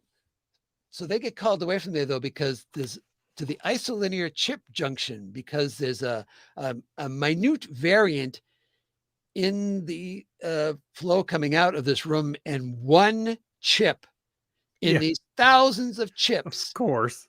They have to has a test problem. them all. Every single one of them by hand, and they can get hot at certain points because, the room gets filled with gas, and make sure you stay close to your ventilator. Oh, they're getting hot. Nice. So Second. they are just spending. Oh, and there's also a ferret running around in here, Billups ferret, which is freaking Rutherford goes, it's always the last one the last one that you check. I'm gonna check that one first. Oh. and Tendy's under the impression that this is just, conspiracy to make them do grunt work. Yeah. That there's really no reason for them to be doing this, but they're being hazed essentially. they're being hazed, yes. But they go along with this. They're just finishing checking up every single one of them. And then, and again, I'm sorry I didn't write the person's name. This is like one name I can't. Is it first name or last name? And I'm not sure. Yeah. He says, "Oh, really? What about the second row?" And the walls go. He's like, what was the comment he made? I thought the secret button would be obvious. You're right. And then Tendy mocks him later. I thought the secret button would be obvious. Yeah. As soon as he walks out. Yeah, I don't even think he walked out of the room good before she started mocking him. So they decide that they start to agree with Tendy that, yeah, I think you're right, and we got to have our vengeance. So they do the logical thing. They set up that game in that officer's It's like a booby quarters. trap to capture him into this. Yeah. It's like you expect it to be a bucket of water perched on but the door doesn't open that way. Otherwise they would have. Hey, look, we got the bucket of water up there. Oh man, I forgot the doors open inside the pocket It's just doors. gonna stay there. Yeah. Yeah, we get the Betazoid gift box. It's just rambling on and The one on. with the face. You know what? I had forgotten all about that box until I saw that and went, why does that look familiar? Oh, that's that beta. Talking about breaking out all the old stuff. Yeah. Nothing is off limits in this show. So they're setting all this thing up, and then they happen to run across the officer, unnamed, although he is named officer, and he starts going on about this very sad story about how he'd been trapped in that game for a month when he was a child, and it was too stupid to get out. He's working with Meglimu to work through these issues, and we have to definitely deal with this problem. So Mariner goes off talking jazz. Her Tellerite slop jazz. Yeah. Well, Tendy goes back and checks every single one of those isolinear chips and finds the chip and replace it. And Rutherford's task is to go into the quarters and remove the game. Unfortunately, he trips, and so he finds himself stuck in the game. And there's the girl singing lemon meringue, whatever. And I refer to it as Rutherford's speed run through this game. Yeah, carrying the Beta's head box the whole way. Yeah. Oh, by the way, that's Lieutenant Dirk. We were trying to remember. Okay, Dirk. I remember it was like, is that a first name or a last name? I guess it's he's related to Gary. It's like Gary. Yeah, it's like, okay, it works either way, I suppose. Yeah. Yeah. Every time we see him doing something, he goes, yeah. This happens, and now open up the door. Blah blah blah blah blah blah blah. I don't want to jump off the cliff. We gotta. And he jumps off the cliff. So he finally gets himself out of there, just as what was it again? Wade comes back again and says, "Oh, I'm supposed to be meeting Dr. Meglimu in his office. I didn't even need to go back to my quarters," and heads the other way. But yeah, I don't need to be here for hours. Yeah. Wah, wah, wah, wah.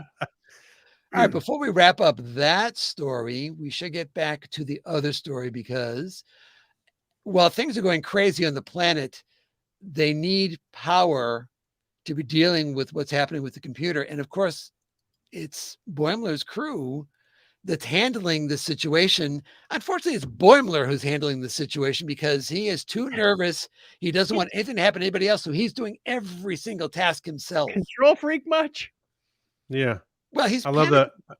He's panicking because look at the sweat marks under his arms. But at some point things are getting too crazy. And Talin, being that outside observer, Mm-hmm. has a conversation with him saying, well, I saw your records and, you were justified in getting your promotion, and, Ransom believed in you, and you have to now believe in the people who are under, your command here, and utilize your crew. And he goes back and, he's pointing, you do this and you do this and you're with me, and all this stuff is happening and nobody is exploding today, and they do all their work. But one more thing has to happen. He has to maintain the control, and he sends the crew out. And Freeman calls in, okay, shut it down. He hits the button to shut it down, and boom. Yeah. In cartoons, when there's an explosion and the person just kind of lands, and then they're smoking and they get up and dust themselves off. He didn't get up. He didn't get up.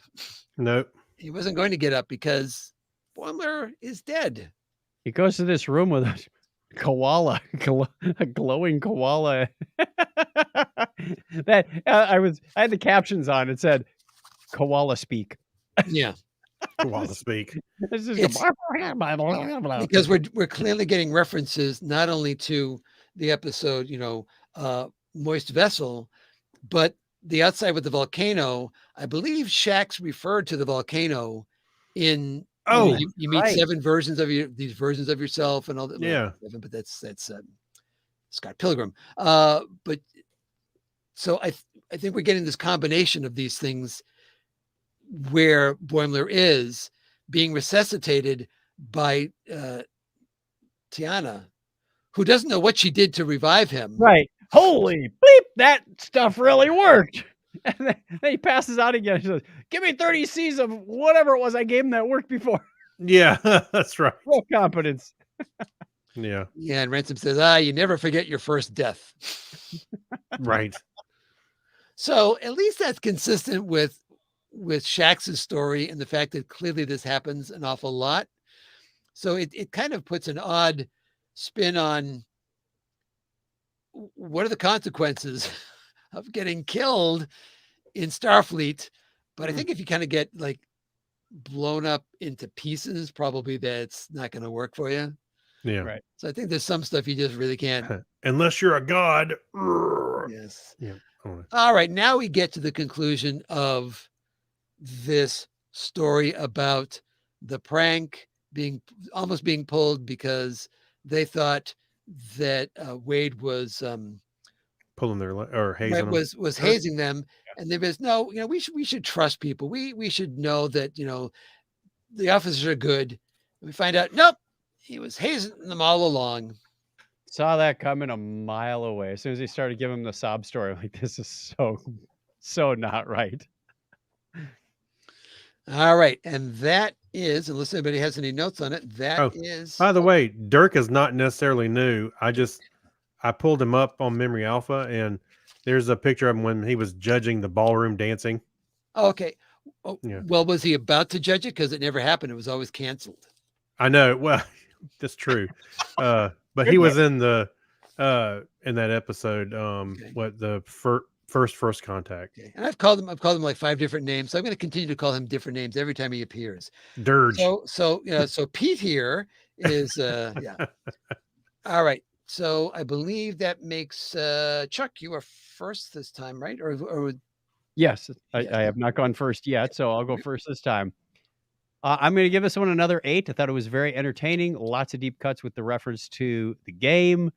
Just a lot of fun stuff going on here. The whole Vexilon computer upgrade, I kind of felt a little, I don't know if it somewhere between, thin might be too strong of a word, but you know where I'm going with that. The I like the anomaly storage room story.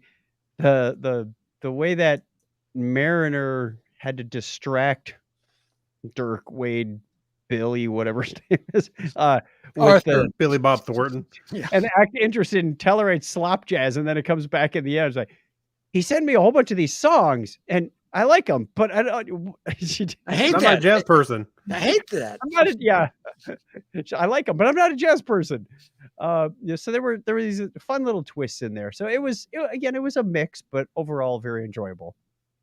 Okay. And what about you, Craig? I'm also going to give it an 8. I think there were some missed opportunities with the computer because I almost saw a blue screen of death. I wanted to see something like that. Yeah, Well, they went to the safe boot up mode, and it looked like a text. it was blue.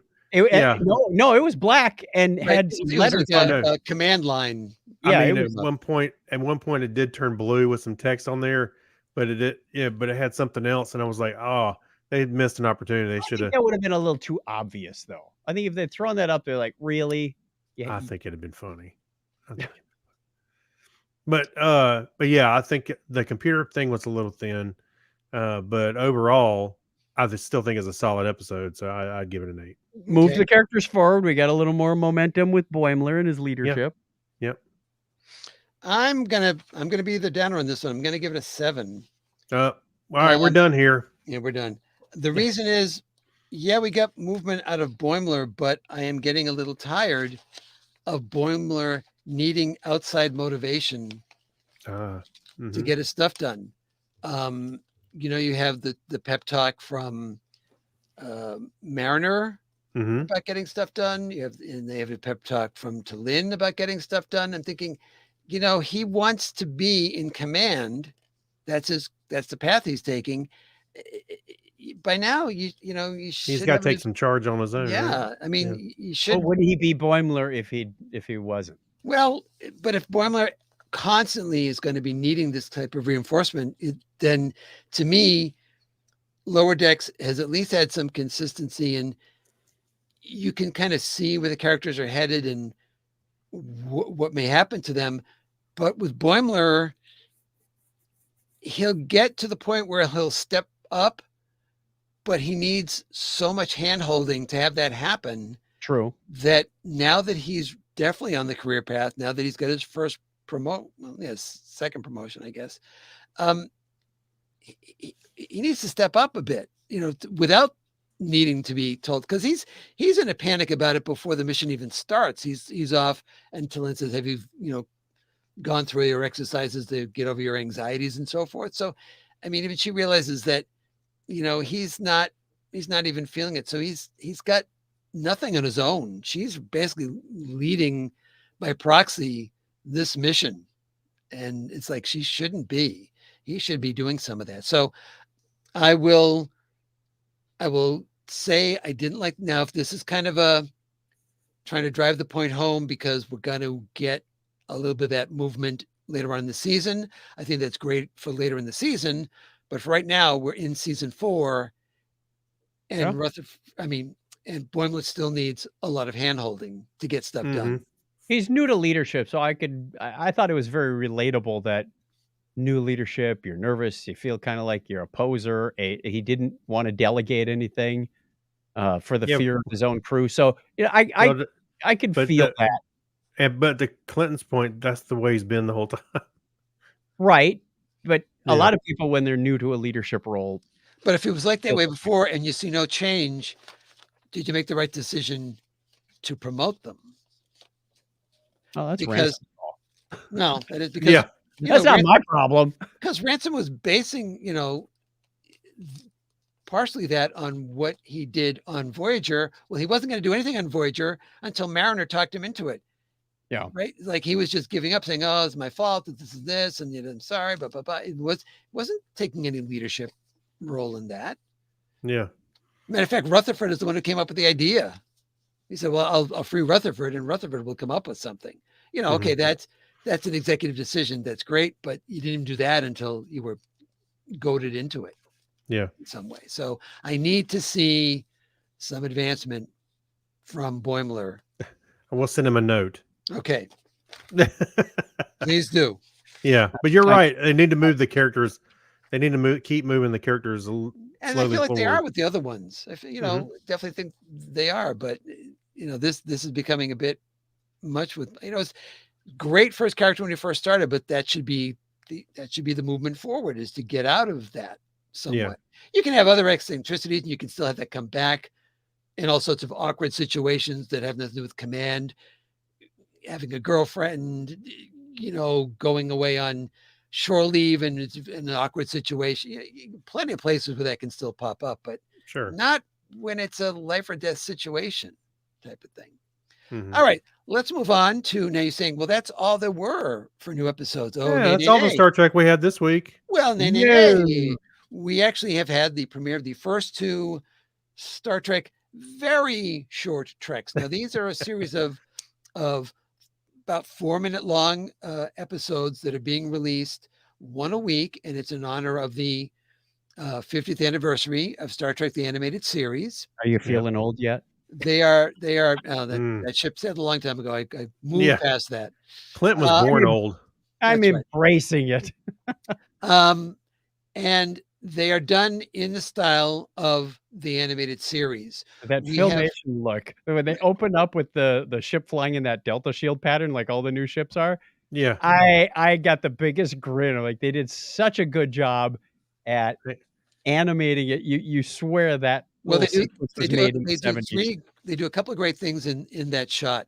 First one is it's a cell-looking Enterprise like you would have in the animated series. Yeah, Yeah, you see it kind of.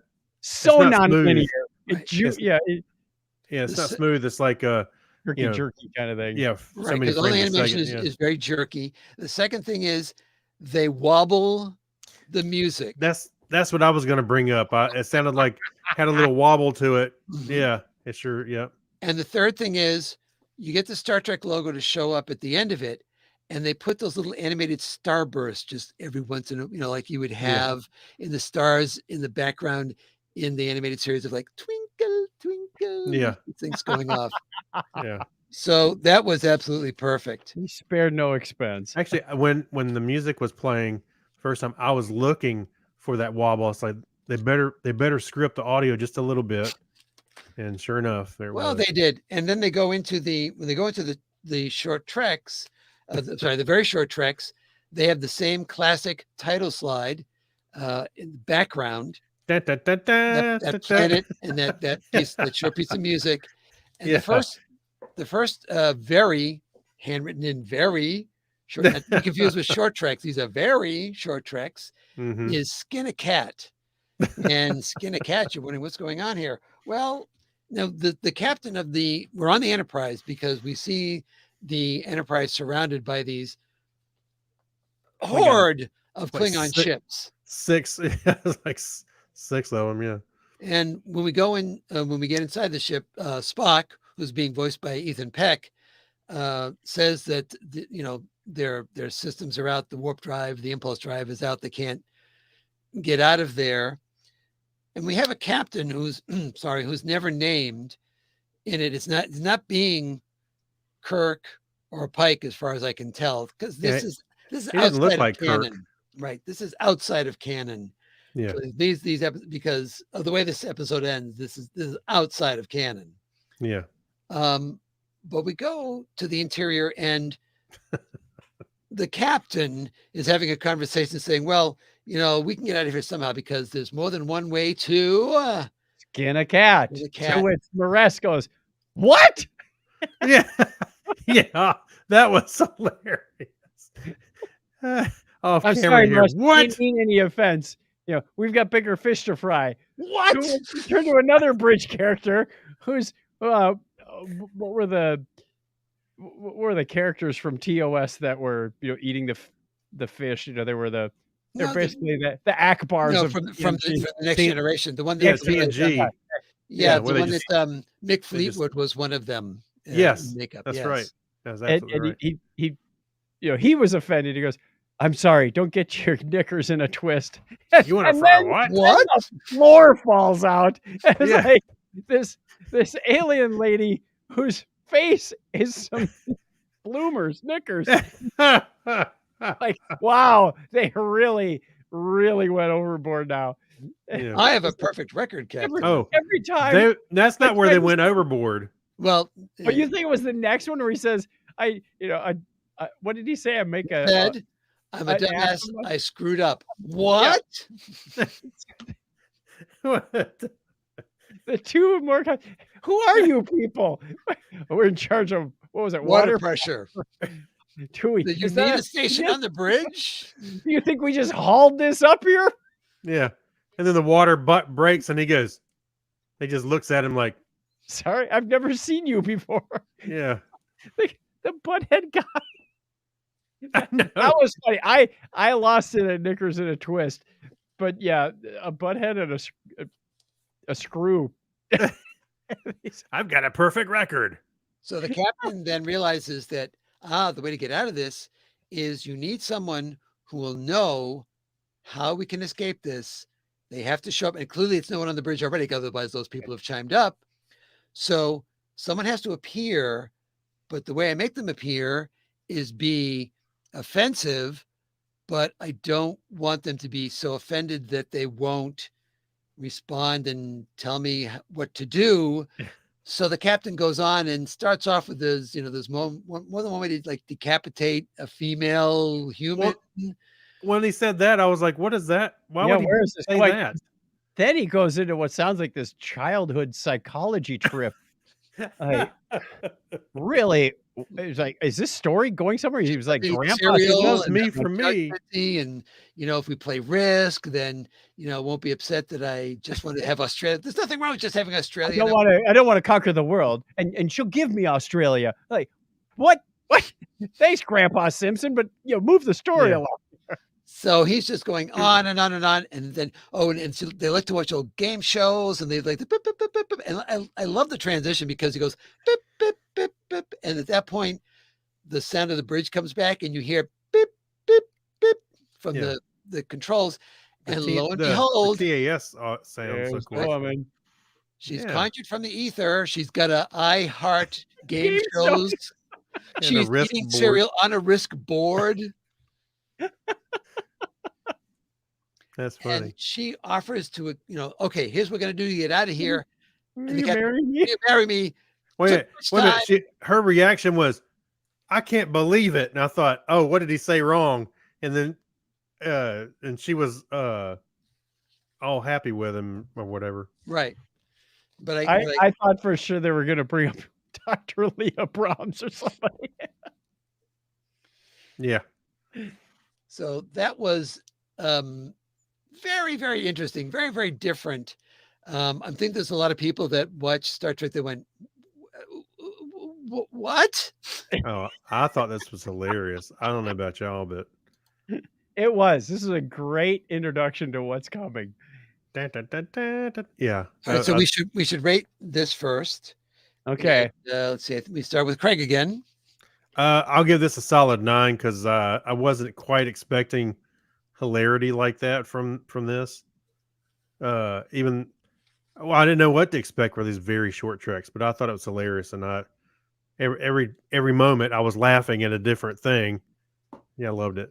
Yeah, I agree. I'm also going to give it a 9 because, it was so outside the norm. I mean, talk about Lower Decks being outside the norm. This said, hold my beer. Yeah, Watch this. That's right. The Hold my writers- synthahol. Whatever Hold my the synthahol. I'm writers doing.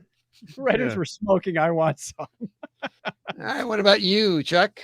I'm going to give it a 9 also, and I would have given it higher, but we never found out who that captain was. Yeah, that's true. I mean, it didn't even look like Kirk that we know from the filmation. It looked like a badly drawn Kirk, but then he started talking and it wasn't. And for a moment, you were led to believe it might be Pike, but Pike wouldn't have been. It was the wrong. I don't know. It was just like that confused me and threw me off. Yeah. But once we got into the humorous moments, that was much better. And we did get to see from a couple of moments that we did get to see Eric's as Yes. well. Yeah, he was all leaning back, looking at the captain. Yeah. Yeah. Yeah. Exactly, Eric's. And then we had one more. So as you're going into this one, I noticed one thing. This one's more about the like Strange New Worlds a little bit. So if you notice Spock in the first very short, he looks like the TAS Spock. This one, he looks more like the Strange New World Spock. Yeah, he was drawn differently. His face is a little more round. All right. So who wants to give the the opening premise of Holiday Party. What are we talking about here? We're talking about the Strange New Worlds crew is having a holiday party. Well, what's And the holiday? Yeah. the holiday, what was the holiday? No, First Contact Day. was it First Contact Day? It was because Oh, okay. It was Picard Day. I'm just kidding. Yeah, it was Okay, it that was makes First sense. Contact Day. So they're Yeah. celebrating this, and there's a number of people in the rec room. We see Hemmer giving a speech, which is nice to see him again. Yeah, Hammer's showing up an Spock is awful lot there. for somebody who's dead. I must say, he's gone to I that. know, He's seen the Uhura. koala. You know. Yeah. Uh, They all have their little party hats on, except for Spock, I guess. Yeah, well, And what does Hemmer do? Hammer is supposed to be running this, but he's the MC. he's yeah, and he turns it over to Spock, but turns it over to Spock because it's supposed to be about the celebration of the first contact between humans and Vulcans. He says, "I'm neither." Yeah. So I'm going to turn this over, and he just goes and gets a drink. Yeah, he makes some exiting remark that I went, wow, that was funny but rude. I need a drink. Yeah. All right, so then we have The Spock who Spock comes up to gets take up, his place. and he I says, think- I thought I'd play some blooper well, reels. well, first he says the logical thing to do is to, to contemplate how one can purge themselves of all emotions. But yeah, well, that that's sounds not like a what good time. everybody. His I idea like of how entertainment. I like how he goes, but he was gonna perform some comedy. Yes, And they but kind of you- zoomed in on his eyes. Go back and forth like, ugh. Yeah. That's right. All right, so Yeah. now Chuck, he's Then he gets into the blooper reels. He says, I want to play some bloopers from the last year, which are all totally inappropriate. They cut to the transporter room, and one of the people beaming in gets bifurcated. His legs are missing. He stops the film and goes, blooper. it is funny Yeah. because he Normally usually has legs. Yes, yeah. Yeah, it's Cut funny. to another one. And What's the in memoriam? No, yeah, Uhura says bloopers don't usually have an in memoriam because a ship gets blown up, and Yeah. it just keeps going on and on with the explosions. Oh yeah, they even went. They cut away from the ship and went and then looked back, and it was still exploding. But yeah. his logic is, well, if the misfortune of one person is funny, Then then it should be exponentially funnier. yeah, and what Uhura says that's not how bloopers work. Oh, by the way, one thing I noticed, I don't know about you guys, when they showed that first one with the guy beaming in with their legs, and they said, Spock, that's not appropriate at all. He just went, and then he moved on. He said, we will skip the next several since they It's also like involve the it's like same thing. it's almost like he went middle note. Apparently, he had at least about 15 of these clips because he skipped over a vast number of them. Right. Then he had a clip of himself being given the cold shoulder by Rejected. Spring? No, to Pring. And then he says she does that a lot. and that was funny. Yeah, She does Chapel's like, what the I've been heck? rejected by her for many men. Yeah, I was Chap like, was right wow. there. And so they said, no, bloopers are usually small, like someone running into the wall and hitting their head. Ah, he's got a clip for that. Yep. So he has a clip of some officer, unidentified again, who was running down the hallway because he's got to get to the bathroom.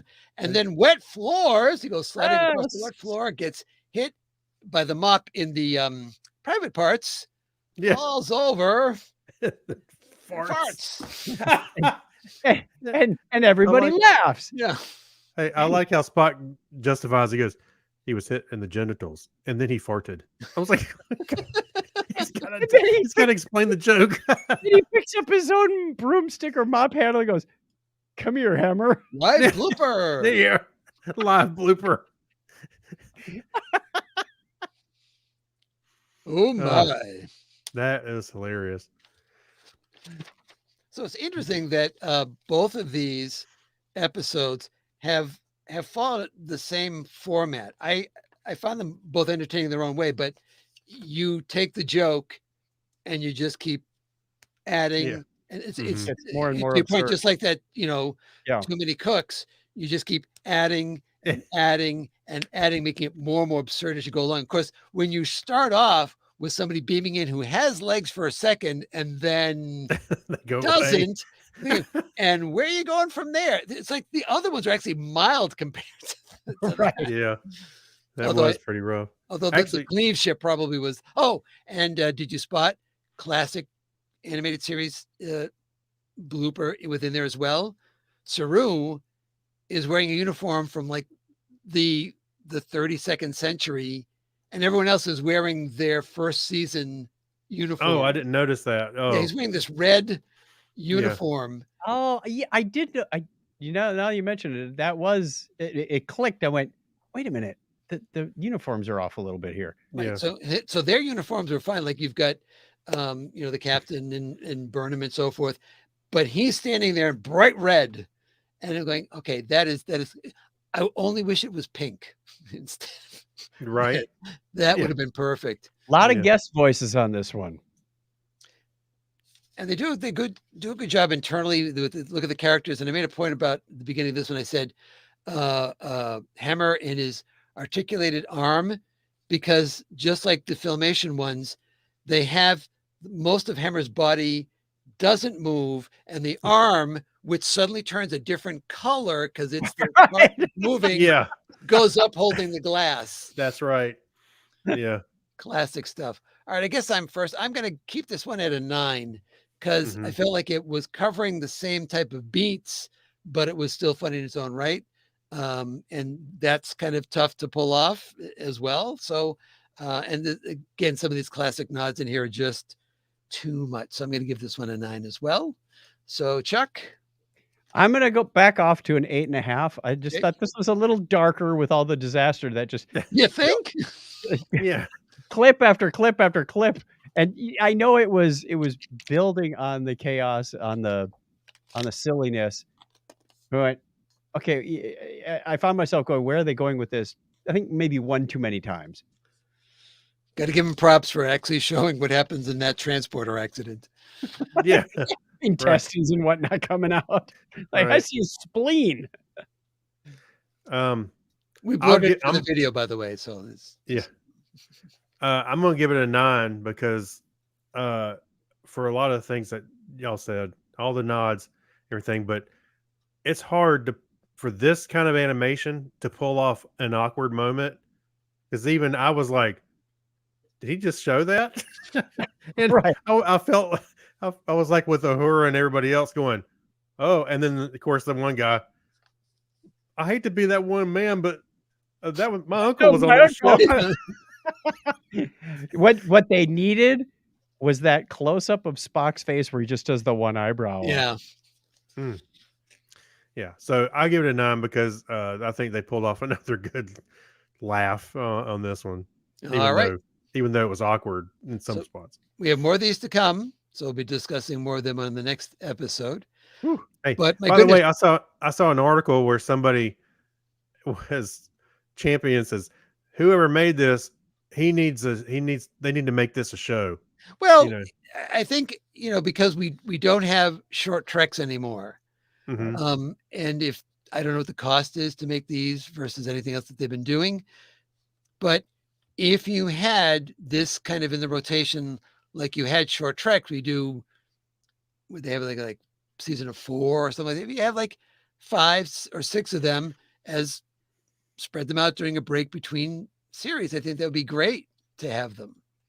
Oh, you know what else they could have done as a wonderful nod to the past is any animations of the ship where you see like the cells themselves, the dirt on the cells is there. Yeah. Absolutely. I'm wondering if Spock is going to show up in every single one of these. It doesn't matter because we know that we see I think we see Neelix in one of them. So I'm thinking, is he going to show up on Voyager? Just happen to be there. It's like no one's going to mention it or anything. So Yeah. I saw Neelix and I can't remember the other one that was in the little teaser for all these, but yeah. I'm looking forward to more. This is good. all right. Well, that said, at the 2-hour mark, I know that. I think this is one of our longest yet. Exactly, Eric. That's what happens when you get 5 plus 1 videos to talk about. Let's wrap this up, shall we? We're trying to, Sir Patrick. Please Yeah. get back to working on my show for once, will you? So let's you can find me, Clinton, at Comedy Forecast, all one word with the number 4. And I'm currently in the middle of my big story for 2023 called Big Shot. Yes. And you can catch that. We're releasing episodes Mondays, Wednesdays, and Fridays until we get to the end. But you can go back and listen to all of them by going to comedyforecast.com/2023. Catch up and then listen to the new episodes. Who speaks for you guys? Hey, you can find Chuck and I on all the internet. Oh, all right. look for It's a bit broad. Narrow it down a little. We've been there for a while. Go look for Technorama Podcast, and you'll find us on YouTube or Google, and go to our site and subscribe. Like and subscribe. Okay, so I've done this 144 times. Let's see how close I come to getting this right without reading it once. Really? Hit the theme. Yeah, hit the theme, boys. Well, that part you got nailed. If you like the show, please tell a friend about it and subscribe so you never miss an episode. We'd love to hear from you. Visit us at on Twitter, X, at The Topic is Trek, at Facebook, or thetopicistrek.com.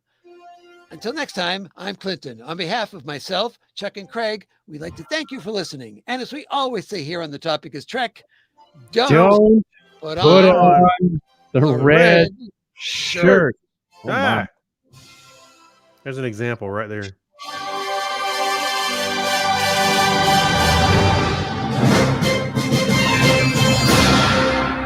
It is humorous because often the show is an hour.